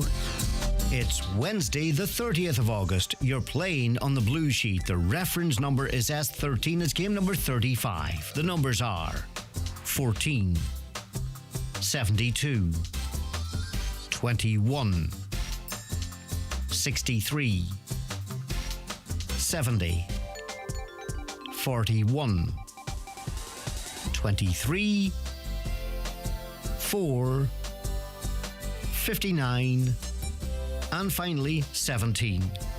Phone your claim to 9104833 before 8 tonight, leaving your name, contact number and the name of the shop where you purchased your book, and we'll call you back the next working day. Get all your NCBI bingo information at highlandradio.com. The Donegal Down Syndrome Association's annual Churchgate collection is this weekend, Saturday the 2nd and Sunday the 3rd of September, throughout Donegal. Any contribution will be greatly appreciated. In the next 15 seconds, you're going to find out where is the best place in the Northwest to buy a bed or mattress. It's Restex Beds and Furniture Mountaintop, Letterkenny, where comfort meets style. Oreo the robot is not just helping staff with service at Kelly's Diner, but he's also adding a little twist to birthdays there. If you're celebrating your birthday at Kelly's, Oreo can be persuaded to sing a very special happy birthday. It's a great treat for small kids and plenty of big kids too. For the chance to see and hear Oreo the robot in action, visit Kelly's award-winning diner today at Mountaintop, Letterkenny. The 9 till noon show with Letterkenny Credit Union, now offering mortgages from €40,000 to €600,000 with no hidden fees or transaction charges. Letterkenny Credit Union, 9102127. Right, Cathy O'Connor is founder and secretary of Blood Bikes Northwest and is with us in studio. And I'm delighted to welcome you in. Cathy, how are you getting on? Good morning, I'm getting on good. And I would be co-founder. Okay, yes, no problem. Because there was a few of us at the beginning. Excellent. So I wasn't on my own.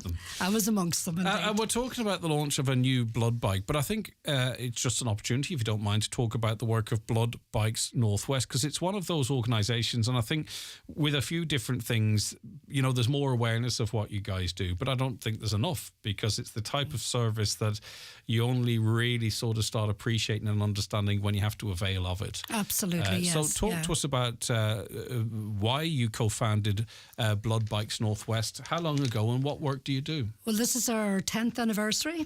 Okay, so how it started was a guy called Bernard McDyer, who's also a co-founder, asked a couple of people together to an open night, okay, and he introduced a video of blood bikes in England. Mm-hmm. And at that meeting, we formed a committee. And we've been running since, basically. So what we are is we're an emergency out of our service for the HSE. We run from 7 p.m. in the evening to 7 a.m. in the morning.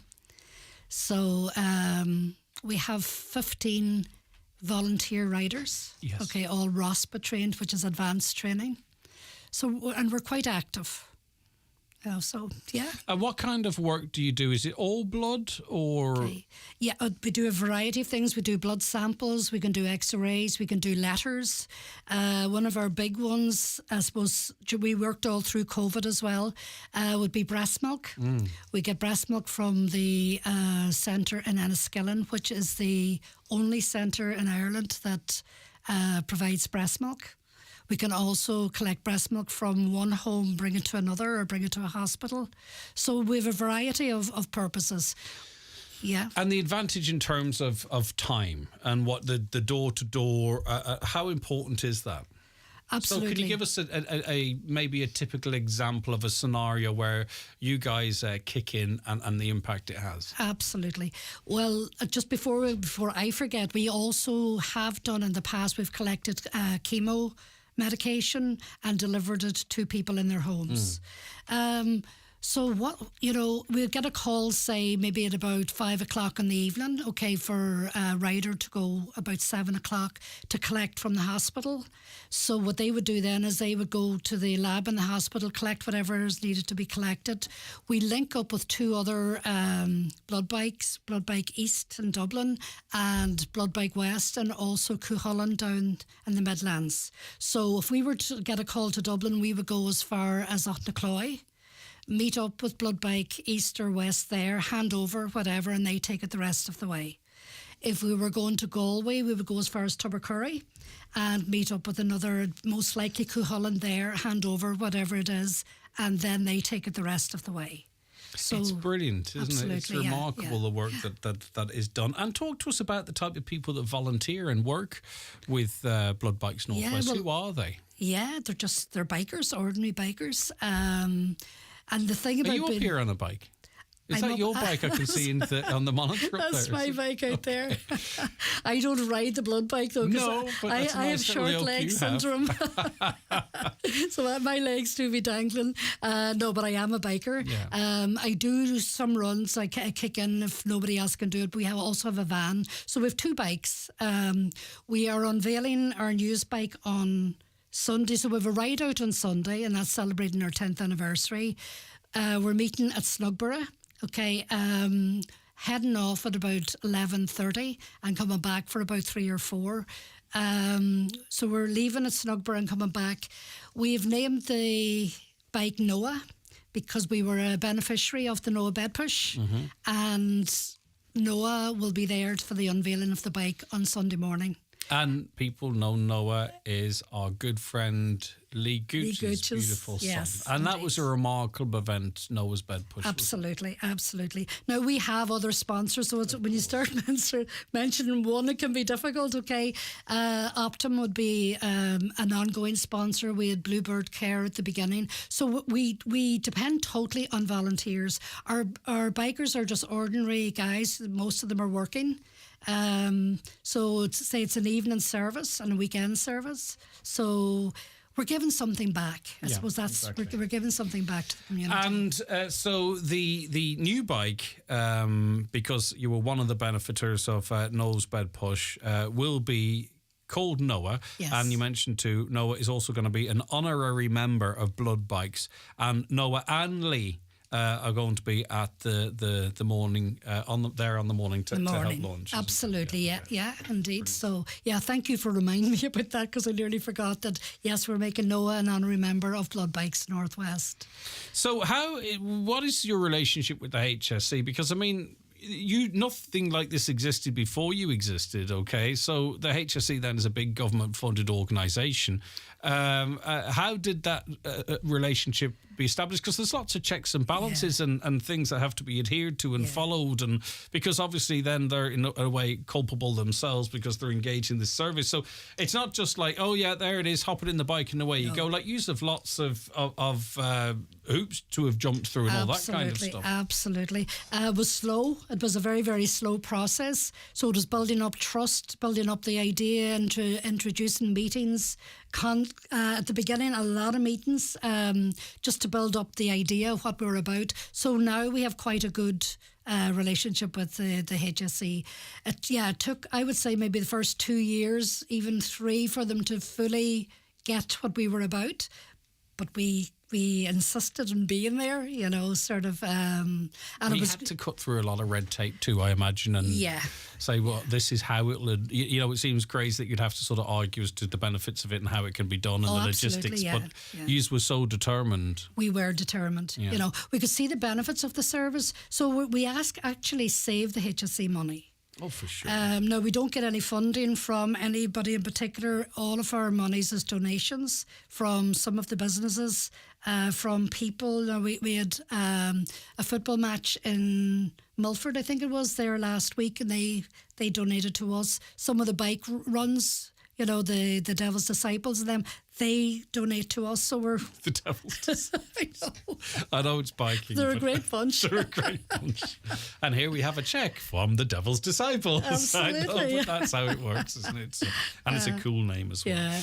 Yeah. And fair play to the businesses too, that you can sort of rely on for... It's a fantastic thing for a business to be involved in sponsoring, Absolutely, I think. yeah. Okay. And of course, from our own perspective here, we're delighted that... Obviously, Lee and Noah are going to be there in the morning. The bike's going to be named Noah, and he's also now going to be an honorary member of Blood Bikes. But as you say, this is a lovely thing for the Gooch family, but it doesn't take away from all that everybody else has contributed. So no one would see it that way in any way, of course. Yeah. Right, so the 15 volunteers, sorry, I did ask you and then I got waylaid. It wasn't your fault. So they're just like bike enthusiasts. They're just bike enthusiasts, signed up, to give of their time. There's quite a number of us that have been there from day one. Yes. So, that's it, we've new bikers have come on in the last couple of years. They're inclined to stay. Okay. Now, we did lose a co-founder there last week. He had actually left Blood Bikes, but he'd been with us for quite a number of years, and he passed away. So we miss him, even though when he people will leave, be to the forefront of all your minds through this event and through the whole 10th anniversary year, of course. That's an old philosophy as well. But what a contribution and legacy to leave. Okay. People hang in, you know, Yeah. they're good to give of their time, and it is about giving back, and there's something in that when you're giving back like that, there's a very good feel-good factor, you know, and the guys, they give up, I mean, they work and they come in the evening and they may end up going down to Tipperary or may end up going to Aughnacloy. They never complain. Yeah. Never, ever complain. You know. All right, brilliant stuff. So the launch of the new blood bike will take place on Sunday, the 3rd of September, and the weather's looking good for it as well, which great. always helps, doesn't it? It's There's a high coming in. the Snugborough Restaurant, Letterkenny. To celebrate, there's a ride out, so anyone who loves machinery is going to love that as well. Yes. Registration will take place from 10 a.m. until 10:30 a.m. Leaving Snugborough Restaurant at 11:30 a.m. This is also the 10th year anniversary, of course, of Blood Bikes Northwest. And of course, Blood Bikes Northwest were one of the benefiters of Noah's Bed Push. With that money and other supporters, they've been able to buy a brand new bike, and the bike's going to be named after our great friend Noah. And Noah's also going to become an honorary member of Blood Bikes. And Noah and Lee Gooch will be... Don't give Lee Gooch a microphone, whatever you do, will you not? Like, just let him stand around and wonder at it. Absolutely. Just, be a spectator. So Noah and Lee will be there for the launch. And... fair play. I think you do amazing. I think you do amazing stuff. Oh, thank you. And I think it's great that you people know who you always did, but you know what I mean. Yeah, not just those that are directly affected. Okay, Kathy. Anything else that you wish to add? No, I think that's us. You know, come along and have fun and see all the brilliant bikes. Absolutely, yeah. And as I say, now it's £15. Bikers are great. You know, when it comes to charity, because you know it's a charity run. It's £15 to go on the run. Yeah. Okay, and they are good. And Snugborough are putting on food at the end. Okay, just sandwiches and that for when the bikers when they come back. So just wish us well and safe riding. Yes, of course. And it's going to be early enough on Sunday too, so you can go along and enjoy it and then get on with your rest of your day as well. Absolutely. It's been an absolute pleasure, Kathy, having you in. Thank you very much. Thank you very much for having me. A big thanks to everyone involved in it, the co-founders and the 15 voluntary riders that do amazing life-saving work for the people. So thanks so much indeed. Thank you. Real pleasure. Okay, Kathy O'Connor there, founder and secretary of Blood Bikes Northwest. Watch the show live now on YouTube, Facebook and at highlandradio.com. The 9 till noon show is brought to you by Letterkenny Credit Union, offering low-rate holiday loans with fast approval. Apply online at letterkennycu.ie or in office today. Donegal Suffolk Sheep Breeders Show and Sale of Eurostar and SIS approved rams will take place this Friday, 1st of September at Rafo Mart. The show is at 6 p.m. with a sale at 7. Online bidding available via MartBids app. That's this Friday at Rafo Mart. What's your dream job? Lawyer? Software developer? Engineer? Or criminologist? Do you want to develop renewable energies? Create the next great drama? Or improve people's health? Anything is possible at Ulster University, where you can study in the heart of Derry Londonderry. Clearing places are now available to help you realise your ambitions. It's time to say hello, future. Apply now for September 2023 at ulster.ac.uk/clearing. Mr. Blue Sky, please tell us why. The Lotto jackpot is an estimated €4 million. Play responsibly in store, in app, or at lottery.ie. The National Lottery. It could be you. Get down to O'Flaherty's Bar Buncrana on Friday the 1st of September with live music from Derek Ryan and special guest David James. Every Wednesday at O'Flaherty's there's live traditional Irish music and Irish dancing. And for all the quiz fans, every Thursday night featuring the Smart Quiz. Plus lots more every weekend. O'Flaherty's Bar Buncrana, where a good pint always goes over the bar. New this week at Home Store and More. All painting and DIY accessories are all half price. But better hurry, because when all the half price painting and DIY accessories are gone, they're gone. Also, all home office desks and chairs are still all half price. But when all the half price home office desks and chairs are gone, they're definitely gone. Drop by your local Home Store and More, or visit us online at homestoreandmore.ie.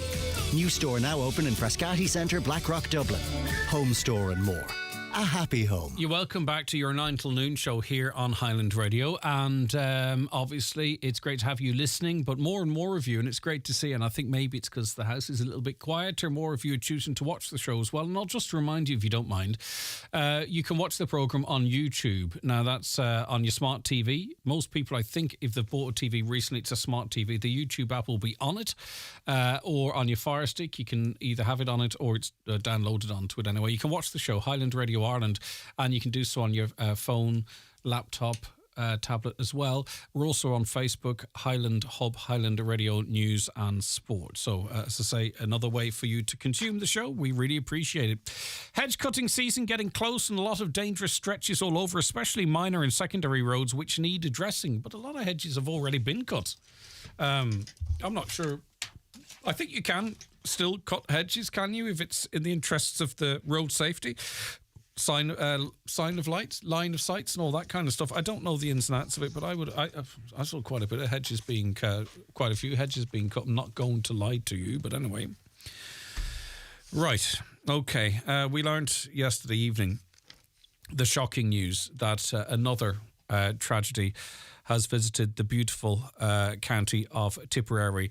An Garda Síochána confirmed that they and emergency services had to attend the scene of a fatal road traffic collision that occurred outside Cashel, County Tipperary. It was a single vehicle collision which occurred shortly before 9 p.m. when a car hit a wall in the Windmill Knockbullogue area of Cashel, County Tipperary. Councillor Declan Burgess is Cathaoirleach of the Cashel, Cahir, Tipperary Municipal District, and I mean this in the most earnest way possible, Declan. We are all thinking on you from across the Northwest. As you would know, we've had tragedy visit us on far too many occasions across the Northwest and in Donegal, and we can really empathise and understand what you're going through. But another tragedy like this so soon after the most recent one, it's almost too much for us to bear, isn't it, Declan? It is too much, and the community of Cashel is numb, pure numb at the moment. This is heartbreaking news, especially following the awful tragedy in Clonmel, where 4 young people, passed away there due to a road accident as well. It's an awful blow. To be struck again in just a couple of days is so upsetting. Clonmel and Cashel are very close, only about 25 minutes away from each other. So that tragedy was our tragedy, and this tragedy is now their tragedy, and it's upsetting, and it's a very difficult situation, especially when a child was involved. And our community feels this at the moment. And just on behalf of the town of Cashel and its people, I want to express my deepest sympathies and condolences to the family involved in this road accident. But I also want to thank, our first responders. They were brilliant, and our entire emergency services team for their work. It wasn't a simple task. It wasn't an easy task, so they have to be remembered. But also, I'm thinking of the residents in the Windmill Knockbullogue area just outside of the town of Cashel, who were first out of their homes, who dealt with the situation in the aftermath of this tragedy, and their assistance is very much appreciated. But it's hard to comprehend. It is. And we're trying to navigate through it. Of course, and so many people so personally affected, just as you outlined there. Declan, did you know? Do you know the family and those who very sadly lost their lives? They're a local family, well known to the community, well established in the community, which makes it all the worse. It's so disheartening. And it's heartbreaking news, and Cashel will respond and be there for the community. And 3 people have lost their lives, as a result of this collision. It's a situation we didn't expect to be in so soon after Clonmel's incident.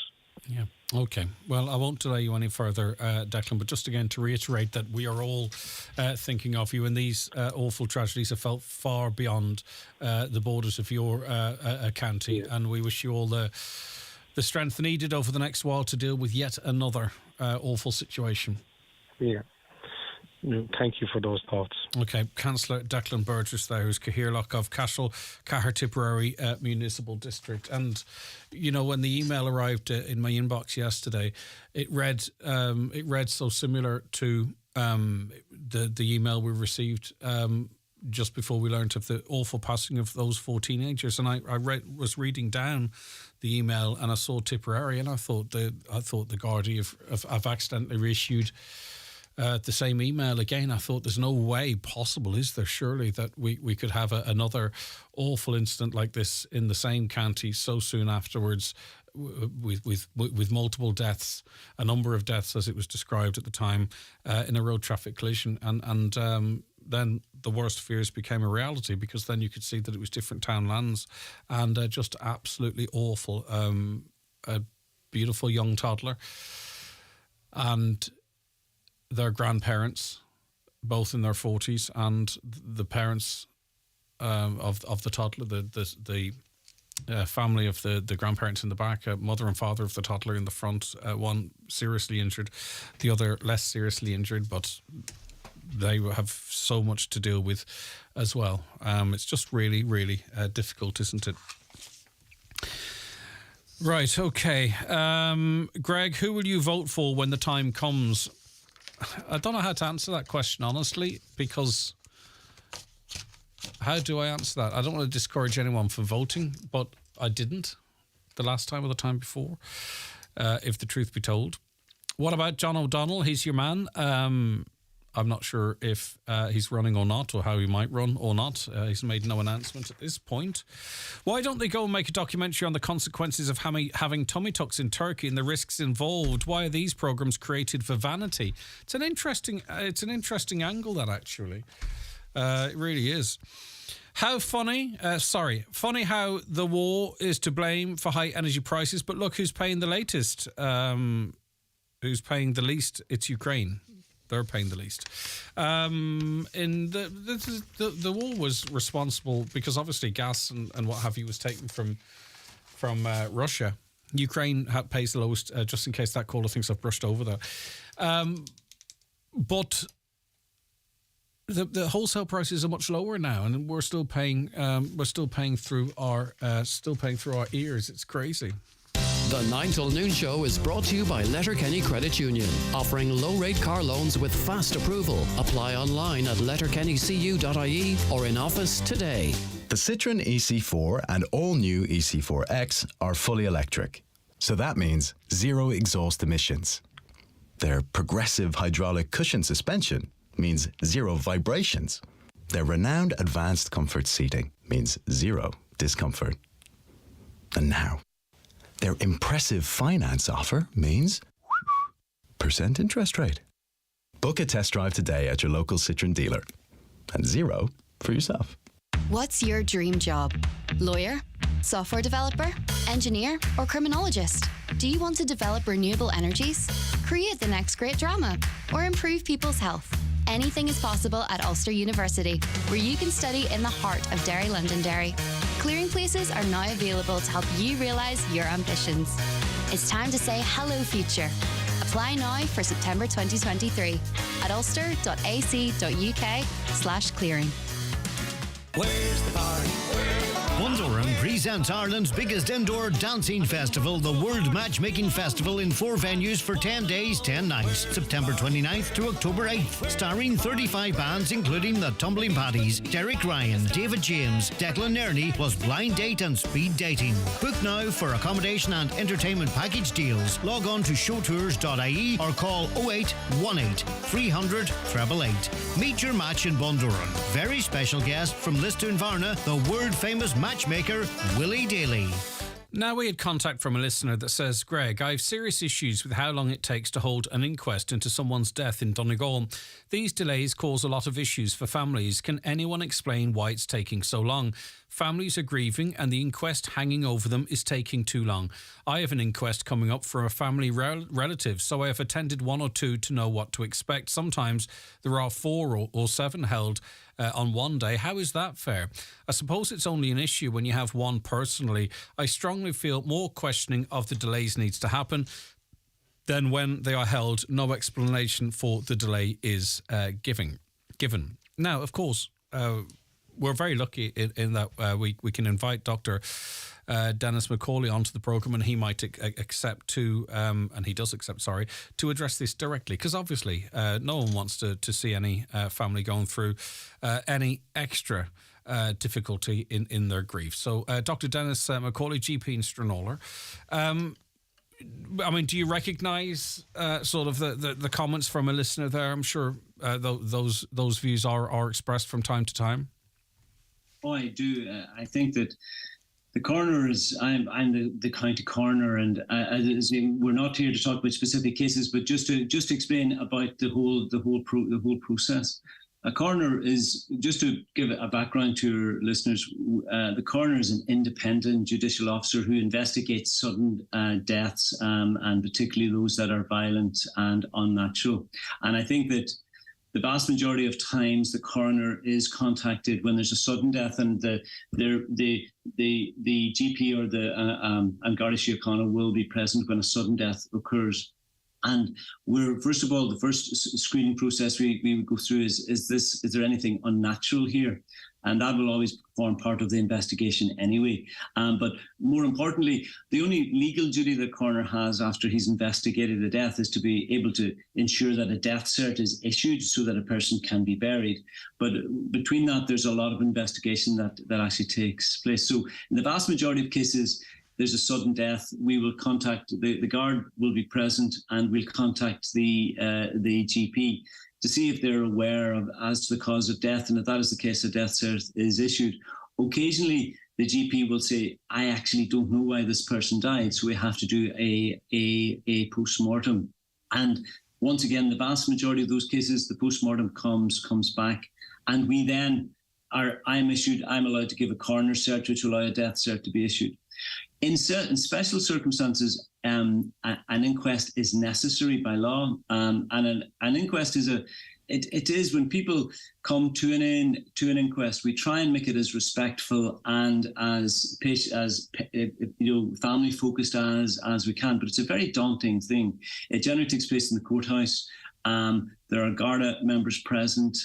You take an oath when you give evidence and stuff. So it's very daunting. People who are very sensible, practical people, they've come out of an inquest and said that was very harrowing, and so that is the context of that. Now, along that journey, there are delays, and the biggest delay, unfortunately, that most people will encounter is the time it takes from when we do a post-mortem to get the actual full result back. And that can take up as long as 6 months. Now, that's an extraordinary time. And the reason for that is, in all deaths, we will do a toxicology analysis to see what medicines the patient may or drugs the patient may or may not have taken. And the major delay is that the toxicology being sent to the state lab can take 4 to 6 months to come back. And that is too long. It's something that we've advocated since I started as a coroner. The state lab meet us regularly and say, listen, workload-wise, this is the quickest that we can turn it around. So that's the first roadblock that comes for a patient. And now, patients, then you'll ask, do we have to do a toxicology in every case? Yes, we do, because at an inquest, it's quite annoying for families. They'll say, well, my relative was taking medicines. Was he actually taking them or was he not? Without toxicology, we can't say that. And then as well, did he take too much of his medicines? Then that contributed to his death. Without toxicology, we would never know that. So it's a uniquely important part of the investigation. So that delays things. Then when we have that back, we then asked members of Garda Síochána who work with me. They are my agents, as it were. And then sometimes it can take quite a while for an inquest file to be generated, and that involves meeting people, taking statements, getting them prepared. So yes, there is a delay, and those are the major things. Now, the third factor was COVID. During COVID, there was a recommendation that inquests didn't take place. So there was a delay in that. Now we're working through that, and I must admit that I'm as up to date as I can be. I have very few cases that are sitting on my desk that have to be done, but there will always be situations where we have to adjourn because of some issue or that. So those Those are that's the major journey, that when a sudden death occurs, what can happen. And there can be no corners cut because given the process and the sensitivity of it and the expectations of all the parties involved, the process has to be followed and the right people have to be available at the right time and have the certain amount of work done. There's a lot of moving parts. There are, and occasionally we can circumvent it in situations where there is not much contention, and we can have what's known as a documentary inquest, where with the approval of the family, a member of Garda Síochána, the pathologist, and myself will meet in the court. There'll be nobody else there, and we can expedite something if there is a rush. But an inquest is a really unique thing. It is held in the courthouse, but it's completely, there's no parties, there's nobody making any accusations. We come together so that we can hear all the information about a death. We could hear, Greg, that you put an axe through Dennis McCauley's chest and I died as a result of the bleeding from that. But I could never say that you killed me. Mm-hmm. You know, it is a situation where every bit of information we have about a death, we will talk about that in an inquest. Now, and what's the importance of doing that in public, Dennis? Because obviously anyone, including the press, can turn up at these inquests, and at times you do see reports on inquests. And I'm not sure that would be terribly welcomed by the families. I don't know the ins and outs of that, but like it's obviously a requirement that it has to be held in public, and that means people can attend. Anybody can attend any inquest. Now, there's natural caveats to that, in that I think the families who are grieving and are coming to hear very personal information about their loved one's death, they are naturally, like, really anybody in Donegal could come into that inquest. Nobody can be barred from actually coming in. Now, naturally, it's the press that causes the biggest contention. Once again, they are entitled to be there. It is then up to their editor to decide, is there enough public interest to actually discuss this? And I can't stop press coming in. Now, the one caveat I will say that is we have an understanding when there is a case that it is a probable suicide, that's not reported. Now, if it was a very contentious suicide, if it was somebody that went above a certain level, I would say that in those cases there could be a situation where it would be reported. I can think of 2 or 3 that they were reported because of their uniqueness. But generally we will have days where we will have cases which could end up to being probable suicides, that we inform the press that they really shouldn't be there that day, and they're very reasonable in those regards. But I think it's the presence of the press that is the most contentious issue. Yeah, well, that's what we're getting the message out of my hands, really. Yeah, that's what we're getting messages on here, a number of them. I'll just read one example. Can you ask for the press not to report on cases in the coroner's court? We had a personal family case and it was all over the local and national news. Do we as family have a right to ask for no press? Well, I presume anyone has a right to ask for no press, and you can appeal to editors not to, but you can't prevent them from doing so. You can only sort of really appeal to their better judgment, but they can't be compelled not to report on something, presumably. No, they can be. I think what you can do is you can't bar them from the court, but you can. There have been situations where family have approached the press, and I think it's a very difficult. It's a balance that the news editors have to actually have, and it's something that it's really out of the coroner's gambit, in that anybody is entitled to come into the case. There are press members there. Families are naturally uniquely upset that the situation can come into the press. Some families, because of the nature of the deaths, are actually quite happy with that because they want people to learn from that particular event. Understood. But no, it is something that is out of my control, and it is a situation that it is very much the news editor who decides what is of public interest, or rather than what is interesting to the public. And I think that's a journalism question. But there's a responsibility also on how it's reported as well, because you are giving every element of information, and to pick a piece out of that sometimes you see that in reports and you think, well, you know, that's sensationalising an element of what is quite a thorough process. Another caller says, we had to wait 5.5 years for an inquest after my brother's road traffic death.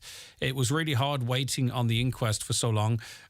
Is that's not typical, or is it? How long might someone, like, what would lead to a situation? I think that, remember that there are at times two parallel processes taking place. If there's a death and there's a coroner's investigation, but from that, if there's also a parallel criminal investigation. If there's a criminal investigation, I cannot take any. Yeah. I can't get involved until after that, because the worry would be that if a coroner's case took place and some information was disclosed that could affect a criminal investigation. So in cases where there is quite a lengthy delay, as I say, each individual case I wouldn't discuss. I was very vague. Yeah. It is because there are criminal investigations taking place. You know, there are a number of famous ones which are still pending because criminal investigations are actually taking place, and we are unique. It is just very good coronial practice not to get involved in those cases until the criminal matter has come to a conclusion. A person is waiting on personal belongings back from a coroner, waiting a couple of years. Is that unusual? What's the situation there? Again, it's not an individual case. I'm sure. Yes, and the thing is that, once again, we try very hard. Once again, if there's a criminal matter, they generally will retain. And I think that personal items, I think that the saddest thing generally is notes left by someone before they died, and I think that is an evidential matter. It used to be the situation that one didn't see things until the day of the inquest. I think that has changed. All coroners will try and meet families regularly and keep them informed as to what is there. But generally, things like, a car or something, or a piece of machinery, they sometimes are part of the investigation. And really, just in case a person said, well, I disagree with this, I would rather have that car checked myself. If the car has gone or the piece of machinery has gone. Now, when it comes to personal items, we generally will review each item individually and say, well, really, this is no benefit. This has no bearing on the inquest, and we try and release those pieces of information, or pieces of clothing and things such as that before the inquest takes place. And I think this is an example of what you were talking about. A caller's family member died in 2022 and awaiting an inquest into the death. She's been advised that she needs to hear back from the Gardaí first before it can take place, but it's not happened. Is this the case, or what's the normal procedure, and how long does it normally take? I don't think there's a normal here, but obviously you are unable to progress what you have to do in these such cases, not this individual case, until the Gardaí are satisfied from their perspective. And this caller needs to just... Is its normal procedure? You've already outlined that, yes, it is. How long does it normally take? That I presume there's no way one could put a figure on that, because we've got investigations that can take days or weeks and others that can take months and into years, Dennis. They are, yes, and I think it's to liaise with the guards, even with our office. We'll try and keep people informed, because it is very frustrating. And I think the biggest frustration is the first frustration for the vast majority of people is the postmortem, because thankfully only a small proportion of postmortems will eventually go to an inquest. And I think that is the part that I think there was there is always the coroner's delays, and I think. Yeah, there are. That's a fact. I think just the explanation of them isn't always as clear, and one of the issues is the toxicology issue, which is so necessary, but it is frustrating that it takes so long. But I don't think it's any laxity at the lab. I think it's just an actual resource element. They would say that they are inundated, like acute crime issues probably take precedence over a coroner sample. I can understand that.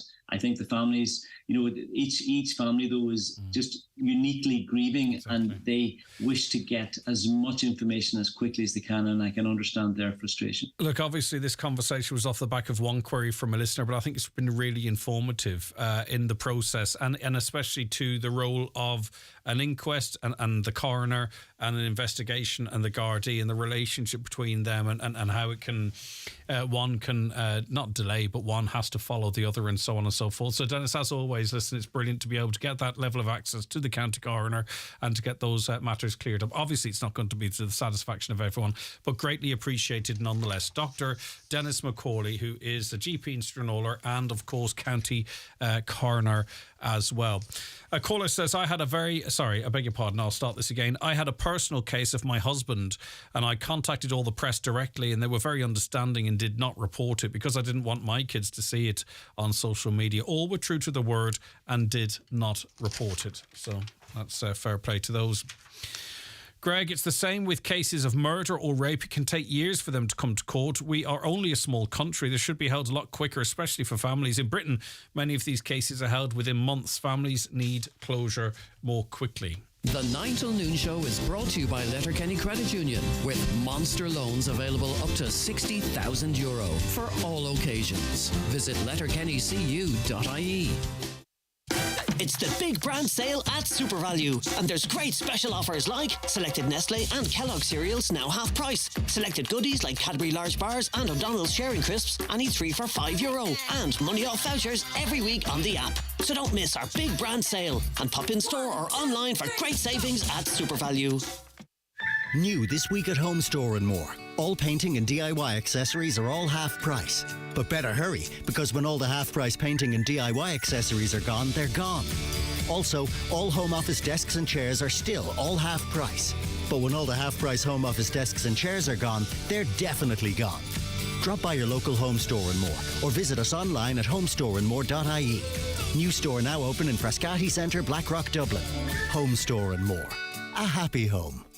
To help with the cost of heating your home during the winter months, the fuel allowance scheme will be paid from the week beginning September 25th. This allowance is paid at a rate of €33 a week for 28 weeks. To find out more and check your eligibility, visit gov.ie/fuel allowance. The quickest and easiest way to apply is online at mywelfare.ie. One payment per household.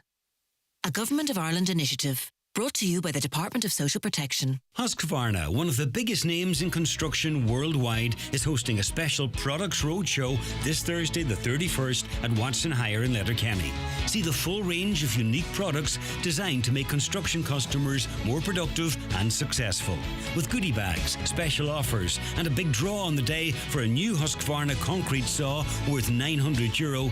Don't miss the Husqvarna Construction Products Roadshow this Thursday the 31st from 10:30 to 3:30 at Watson Hire, Letterkenny.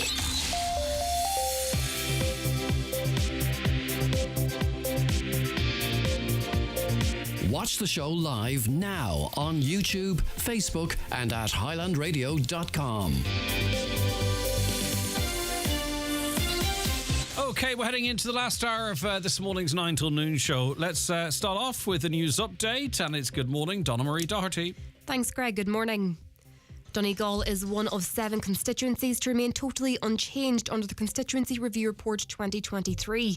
There's now speculation as to what strategies the parties will adopt in terms of candidate selection ahead of the next general election, which is most likely to happen in autumn of next year.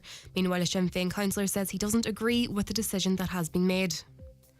A South Inishowen councillor says he believes plans may be in motion to develop an oyster farm on Lough Swilly, and now is the time for the community to respond. Councillor Paul Canning says he is aware that consultants have been carrying out surveys and investigation work around the quay shore. He says it is too late to object to the erection of the trestles once a foreshore licence has been granted. A former Donegal Garda sergeant says there's a desperation among authorities after reports emerged today that people aged up to 45 or even 50 could soon become Garda recruits. The current upper age limit of 35 for anyone applying to join the force looks set to be significantly increased. Kellybeg's Coast Guard were tasked yesterday afternoon to a report of a broken down yacht in Donegal Bay. Shortly before 4 p.m, the team took the yacht under tow and safely returned to Kellybeg's harbour. They shared images on social media and took the opportunity to thank the harbour master and the staff of Kellybeg's harbour for their assistance and cooperation. And finally, Ahagald, Drumkeen and St Johnston are the latest areas to benefit from leakage reduction works in Donegal. Uisce Éireann has carried out upgrade works with over 4 kilometres of old and leaking water pipes recently replaced. The utility says the works are critical in conserving water resources and reducing high levels of leakage, which have been a significant source of disruption and outages for customers in the area. Those are the latest headlines and next news updates at 12 o'clock. Until then, good morning. Donna Marie, thank you very much indeed. What can you bag at Maxall? Well, there's fuel, of course, rows of coffee, crisps, bars, brekkie rolls, chicken fillet rolls, bread, cornflakes, Rice Krispies, oats, milk, apples, oranges, bananas, ham, cheese, kids' lunches, pasta, rice, chopped tomatoes, spaghetti hoops, beans, tuna, pizza, rashers, sausages, mayonnaise, Ben & Jerry's, goodies, firelogs, cozy night in, tea bags, orange juice, cookies, biscuits, toothpaste, toilet roll, bin bags, cake, card, mum's birthday, chewing gum, jam, soup, shampoo, still water, sparkling water. See? You'll find bags more at Maxall. Oh, and dog food. Oh, Kieran's on holidays, is it, Caroline? Okay, so do you want me to mention that? Okay, no problem. Business Matters, Kieran is on holidays. For this week's Business Matters, though, we delve into his box and we go back to an interview in January when Kieran spoke to the co-owner of Donegal Bees in Glencolmcille, Thomas Ellis. A former carpenter, Thomas set up the company in 2013 and in 2020, Anya Corrin became a co-owner. Donegal Bees has the only wax processing facility in Ireland and a product range of almost 900. Donegal Bees won the Green Award at the 2022 Donegal Enterprise Awards hosted by the Donegal Local Enterprise Office. So if you want to hear that conversation, revisit that conversation between Kieran and Thomas Ellis, go onto our website. It's live for you right now, highlandradio.com, or indeed you can download it and listen to it at your leisure, as they say in the United States. A caller says, we also had a coroner court and the driver of the vehicle did not show up and the coroner said he couldn't compel them to appear. How is that fair? We feel the coroner's court should have more strength. If this person caused the incident, they should be made sit and listen to the consequences of their actions, which is a very interesting point. All right. Charlie McConnell has let fisheries, farmers and Micah homeowners down. We want Martin McDermott to run for TD. He represents all homeowners of Inishowen. Well, could he be persuaded to switch ranks to the 100% redress party? I don't know. Right. Chairperson, so this is just a readout from Frank, is it, Caroline? Is Caroline Neve? Is this just a readout as it relates to Frank O'Donnell? No? I'll come back to that, Caroline. This just, I read this out from Frank O'Donnell, yeah? Or is, okay. So Frank O'Donnell, chairperson, the Michael Collins, Dr. McGinley branch of Fine Gael in Donegal called to say Joe McHugh is no longer in the party and no longer attends meetings. But we have Councillor Jimmy Kavanagh, who's very active representative on the ground, and we're very proactive in the Letterkenny Milford area. I'd like this acknowledged. Yes, indeed. And the Councillor Jimmy Kavanagh is, of course, as you mentioned, but we could only really speculate because we know Joe McHugh's situation and what he has said in terms of whether or not the likes of a Councillor Jimmy Kavanagh, and in fact, if he wants to launch his general election campaign right now, I would be more than happy to speak to him. We can't really speculate as to what, you know, certain people might want to do or not do, but Councillor Jimmy Kavanagh, if he's going at it, let us know, and I'd love to have a chat with him, which we talk to Jimmy regularly on the show. Greg, well done, Kathy and Brendan. Know both of them for years. What a great initiative, and congrats on your 10 years of giving back. Great service indeed. Wonderful idea about naming the new bike after we know it, etc. Wishing all continued success. That comes in from Mary. A caller says, if you run, jog, walk the roads, you'll see how dangerous overgrown hedges are. Yes, indeed. There's no doubt about that. But if you're referring to what I was saying, I just noticed that some hedges have been quite extensively cut.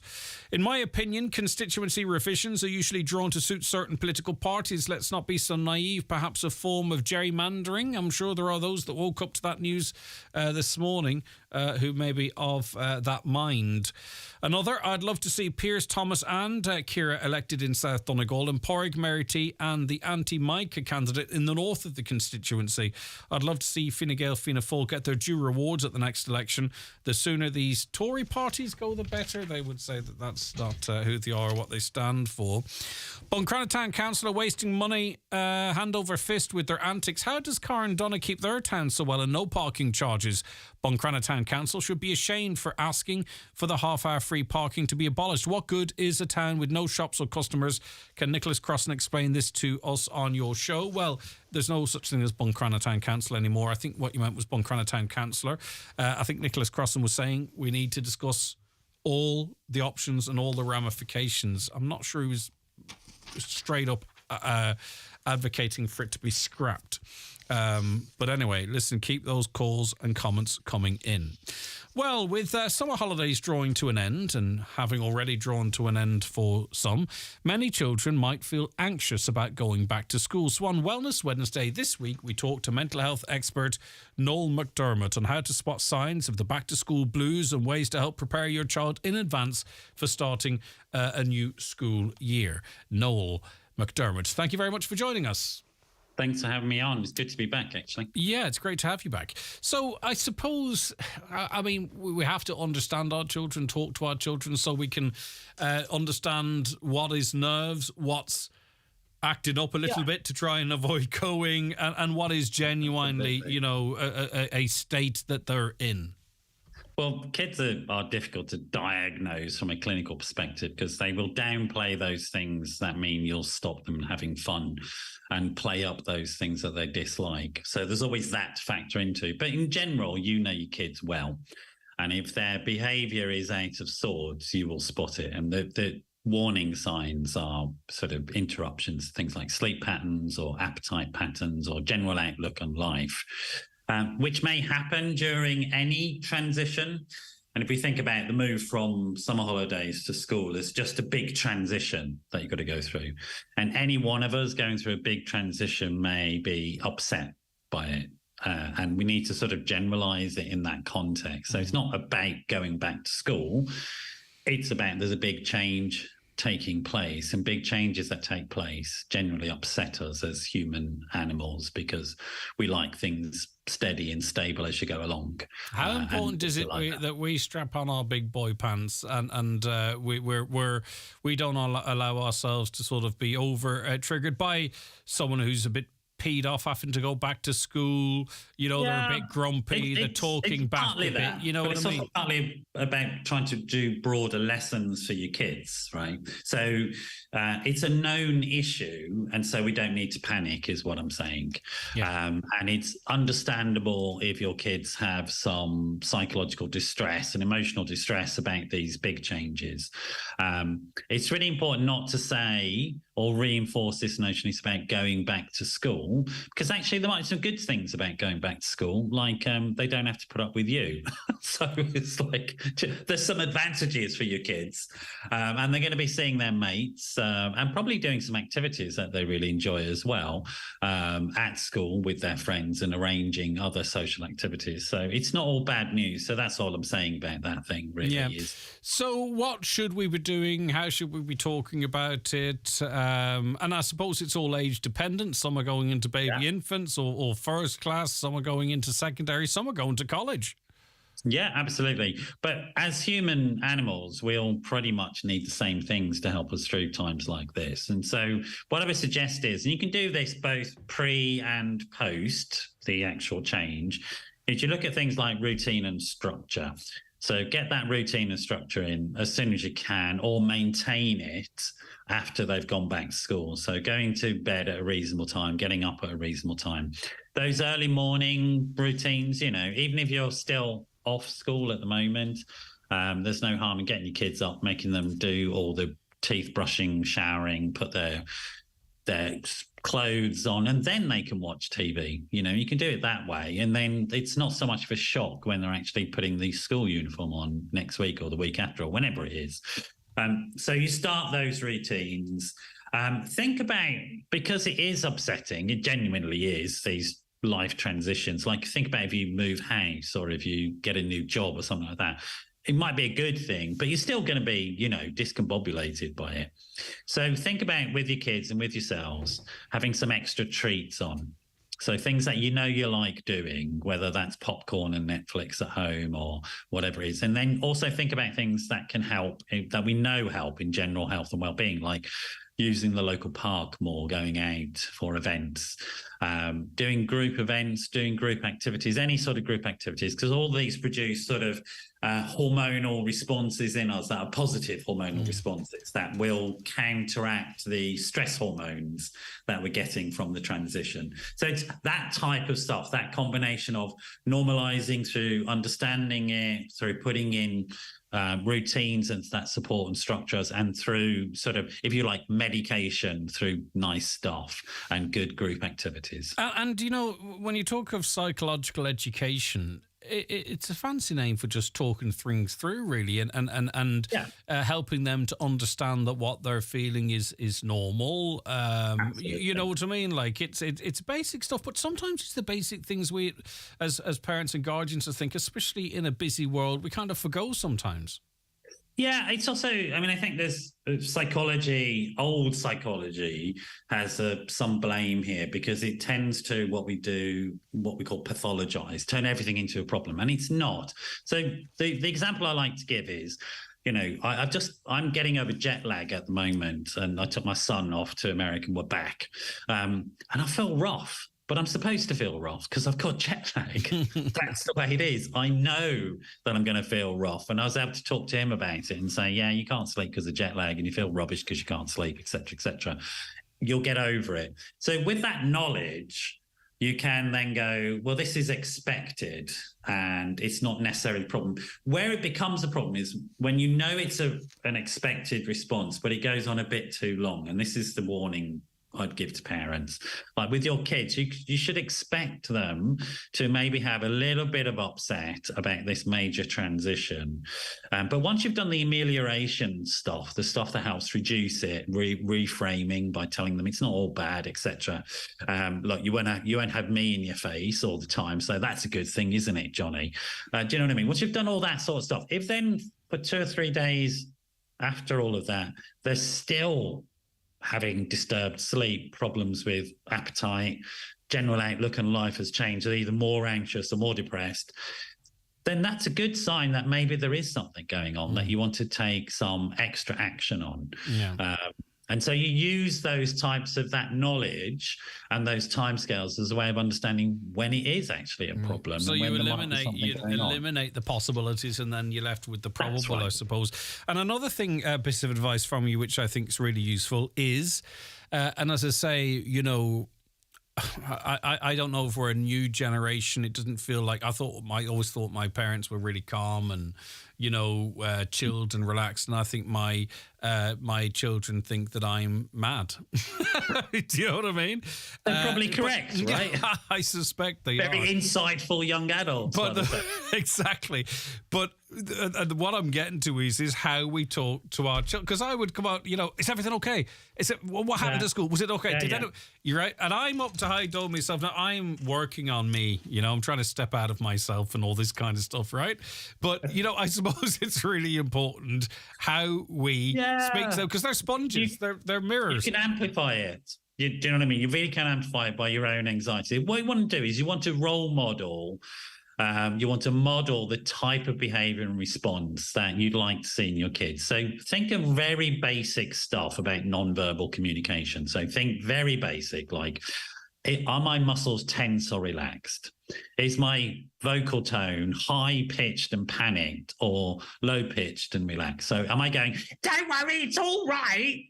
And actually, what you're saying there is it's not all right, aren't you? And the physical, non-verbal stuff that you're doing is communicating. So relax yourself. Go, I think it's going to be all right, but let's talk it through. Let's find out what's going on. And then you go into that soothing voice, relaxed body tone, and your kid will copy you. That's the way it is. A caller And says... from that. Yeah, for sure. A caller says, hi, Greg. My teenage son developed nausea in the mornings about a year ago and would throw up before school. He'd be fine once he was in school. He cannot explain it and doesn't understand why he's anxious because he's got no issues at school and gets on well, both academically and with friends. He cannot eat breakfast before school because he throws up. He's no issues at weekends or holidays. He just threw up this morning. He goes back to school tomorrow. What can I do to help? Well, this sounds like... the anticipation of something is worse than hormones. It's really simple. And my stomach used to get in a knot, and I know exactly how this young person feels. The only difference between me and this person is mine didn't stop once I went into school. Mine continued through school as well. So what would your advice be to this parent? Well, first thing to understand what's going on, it's a stress hormone called cortisol. And its job it's called fight-flight mechanism. And cortisol's job is to literally make you throw up so that you can fight better. Because you can't win a battle if your stomach's full of your Sunday lunch. So it makes you throw up. So that's what's going on, is your son's body is preparing himself for battle. Now, once you understand that and understand how that bit of the brain operates, that bit of the brain operates not through language, but by physical things. So you know he's going to feel nauseous in the morning. You know why he's going to feel nauseous in the morning. So you look at things like relaxation techniques, principally, and breathing techniques, and techniques that are going to help him manage, because he will also feel at the same time, and if you talk to him, I'm telling you this, I guarantee, he'll also feel the surge of adrenaline in his body. So his heartbeat will have gone up. I know this because they come together. Adrenaline and cortisol come together. And then you can teach your son. So he'll have the narrowing of vision, the sharpening of his hearing. He'll have sweaty palms, dry mouth, nausea, all those signs that his body's gone into alert. So you do the opposite of alert. You learn relaxation techniques, muscle relaxation. So there's a great relaxation technique where you go, okay, 1, 2, 3, breathe in and hold everything. And now breathe out and let all your muscles go and say the word relax. And so you associate the word relax with that feeling of relaxation. And you do that. There's other things. If he has more general sense of anxiety and this activation of his hormones, a great way of dealing with cortisol in particular, because it gets injected into your muscles, not your bloodstream, is take up things like kickboxing and boxing.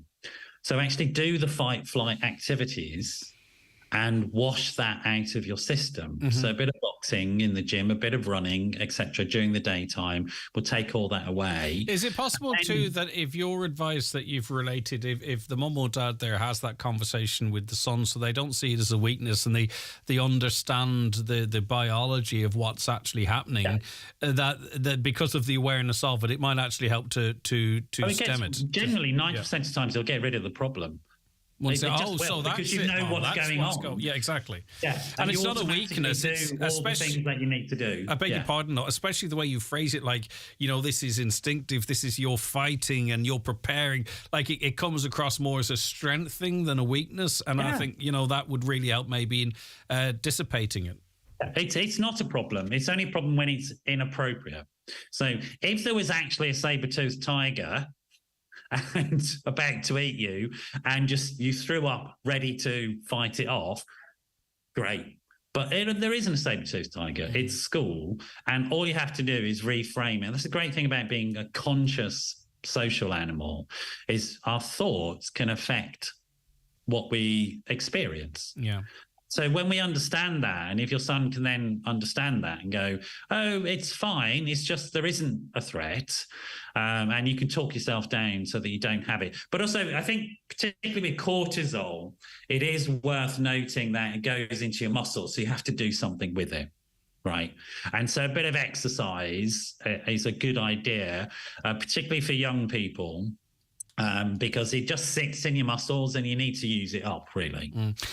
Now, what about, say, for instance, in sixth class in national school, they're often smaller classes, or they can be quite big classes, but a shy child has found their space in there. They've got a small group of friends and, they're shy in nature, but they're still getting on with it. And now they're heading into big school for the first time, bigger classes, people from all different schools, from all different areas, and they're really, I don't want to go in here because their shyness or insecurity or whatever it might be. So it's not necessarily connected to anxiety and other things that we talk about, just by nature, this seems a very intimidating, scary experience in space. And I am sure there are people listening to the show this morning in that situ. So how do you help your child through that and into the big school?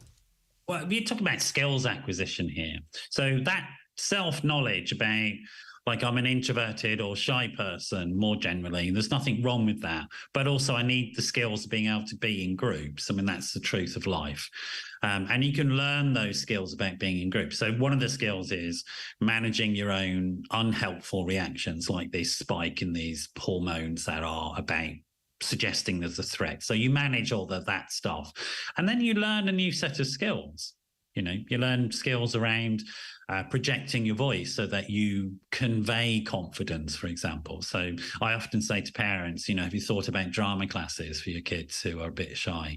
Because they will learn all sorts of great techniques in those drama classes about how to perform, take on a role, learn a script, project a character, get into role, all of that sort of stuff, which are really, really practical skills. Shakespeare was right. All the world is the stage. And you can learn a lot of really good skills, or singing, any of the creative sort of outlets are really helpful for kids who are more sort of internal, more shy, or more reserved. Communication classes, if you think about some of those public speaking classes that exist, they're brilliant as well. But also learning things like assertiveness skills. How do you communicate in an assertive way so that you can get your point across and without embarrassing yourself or without threatening other people? But there's a whole bunch of really practical skills. So what I suggest is that you teach your kids these emotional management skills, and then there's practical real world life skills that they need as well. And it's not about saying that there's something wrong with their personality. It's just saying, well, here's a few things that will help you. You can still be who you are, but here's a few useful skills in social situations. Yeah, I wonder, is this stuff spoken like we're speaking about it now in sixth class, or at certain times in students' lives where all 30 of them, or 12, or how many there are, sat down and it's explained to them what's chemically be happening when they feel something. Do you know what I mean? Like, some schools are doing it. Like, some schools are doing this work, but a lot aren't, And I think one of the great things about this approach, and this is particularly with young people, they love this neuroscience because it tells them there's nothing wrong with them. But that guy that gets nauseous in the morning, if that conversation would happen at some point at school, like, they'd probably go out into the schoolyard after it and go, wow, I feel like that every day. And another one would go, absolutely. Yeah, me too, actually. I thought it was me eating too late going to... Do you know what I mean? It would just be great to empower them with the simple stuff just to help, because we talk about the words like anxiety and all the big words, right, and self-harm and all this, and I'm not conflating, right, but... do we actually talk about really the basics that can affect people on a everyday, day-to-day basis? And it affects all of us at one point or other. I don't care what your outward facade is. Without a doubt, I agree. And it comes from cognitive behavioural therapy. To be honest, what I'm talking about is, and the basic assumption in CBT is that we are intelligent human beings, and if you give people the appropriate knowledge, they'll do the right thing for themselves, right? So literally teaching people what anxiety feels like as a physical response and how you manage it is often all that needs to happen. Exactly the same way with depression, the avoidance stuff that we do, the lack of motivation, the need to put things in our diary and not do them because we feel like doing them, understanding that exercise will ameliorate or reduce the effects of depression and isolation and loneliness, etc. So you do it without an expectation that it's going to make you feel great, but it's going to stop you feeling worse, etc. So when you teach people this basic stuff, they will do the right thing. And kids in particular love this stuff. I think one of the issues I have, and I'm going to have to be careful and not getting on my soapbox, is that a lot of people come on shows and they talk about this stuff and they really don't know what they're talking about. And so they give a little bit of really unhelpful knowledge, which doesn't really help people manage what's going on. There's no point in knowing that anxiety and depression exists if you don't know what those things actually are for you as an individual and what you can do about them. And it's a real problem that we have this sort of general throwaway terms that are used without people sitting and go, well, what does that actually mean? And I hope I'm not misframing some of the things that you're saying, but I just am of a mind, whereas I like to describe certain things that happen, like anxiety, the nausea and stuff, as you know, it's our brain's our friend, right? It's trying to protect us, but sometimes it doesn't get it right. Sometimes it's sort of rooted in overly cautious mode. So we have to sort of train it or talk to it or overpower it. Say, right, I appreciate that you think I'm going to make a fool of myself walking into school today, but listen, brain, I've got this, trust me. Now, I mean, that's a kind of simplistic way of putting to it, but I think it's far more positive than sort of talking about this dark, black, negative emotion or feeling that's sweeping through you. It is an attempt to look after you, and that's what's really important to understand. It's also quite often an inappropriate intervention. The way I think about it is like this. You should think about these things as suggestions from your brain. And then you have to think, is that a useful suggestion or not? Okay. So all it's going is this a dangerous situation? When you feel anxious, your brain is going, I think this might be a dangerous situation. What do you think? And you've got then a decision to make. Is it a dangerous situation or not? Often it's not. And you can then work on that and say, thanks for that, but it isn't dangerous. Your brain, trust me, I've got this. Right, exactly right. And the way you do that is you get empowered with appropriate knowledge about what's actually happening for you. Okay. What happens is your brain makes this suggestion and you just go, oh my God, there's something wrong. And there isn't. It's just asking you a question, right? And then you use your critical faculties to figure out whether or not the answer is yes or no. Yeah, and there's a video. You see the videos of top babies that did an experiment whereby it's a one sheet of glass over a solid area, and then there's a drop. And early on in their infancy, they'll crawl straight across the solid area and out over the top of the drop, effectively. But there comes a point whereby they'll pull back because there's a danger there that's been.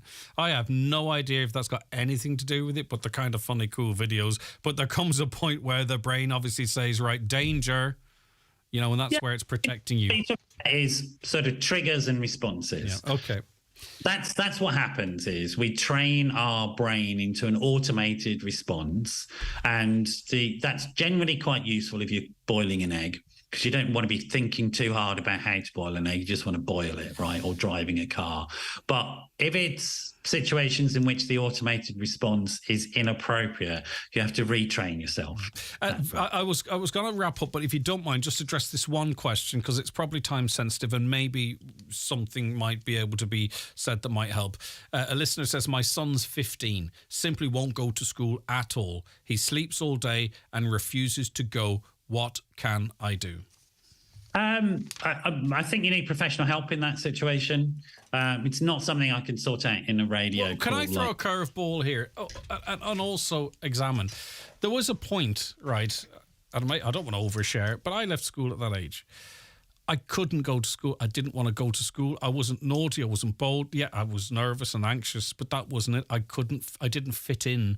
I couldn't fit myself into that. There's the social element of it, the learning element of it. I just simply could not have been counselled into going. Yeah, I'm not suggesting... No, but sometimes... I'm not saying you are, sorry, no. I'm just offering that as an old... Sometimes some people just can't fit themselves into that. That's absolutely right. But what I'm suggesting is that in a situation which is quite extreme, like the one you've just suggested, you need somebody to come in and do an assessment to tell you, is it just the personality? Don't worry about it. Try and find some other educational provision. Or is there a problem? Brilliant. Perfect advice, yeah. So everything is there to say that you need external professional advice to determine what's going on and then take your next step from there. That's it. It's beyond your parenting capacity is what I'm saying. Yeah, I fully get what you're saying. Noel, thank you so very much indeed. I really do appreciate your time. Mental health expert Noel McDermott. That was Wellness Wednesday, and hopefully of some use to you out there. The county's #1 talk show, The 9 till Noon Show on Highland Radio. The 9 till Noon Show with Letterkenny Credit Union. Simplify your debts with a debt consolidation loan from Letterkenny Credit Union. Call us on 074 910 2126 or apply online via our app or in office today.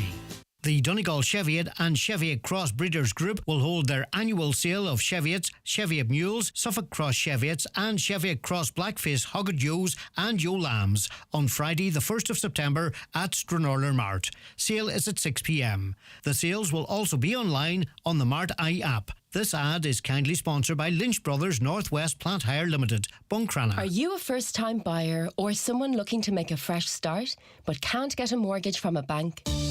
The local authority home loan could be your key to home ownership. Available nationwide, it allows eligible applicants to borrow up to 90% of the market value of a property, based on its location. You find the home, we'll provide the loan. Find out more at localauthorityhomeloan.ie, an initiative of the Government of Ireland. Colm here from Sweeney's Home Value Builders Providers, Lettermack Award and Derrybeg. Are you starting a new build or planning a renovation anytime soon? Why not give us a call today for quotation for all your building needs? Whether it's steel or insulation, timber or slates, we have it all at Sweeney's Builders Providers, Lettermack Award and Derrybeg. Call 074 95 44 114. And now with delivery all across Donegal, at Sweeney's Builders Providers, we have it all. At Allstate, we provide flexible working options that make work for you. You can choose condensed working or a flexible start or finish time. Choose to work from home or the office whenever you want. Don't miss out on the moments that matter to you. Make work for you.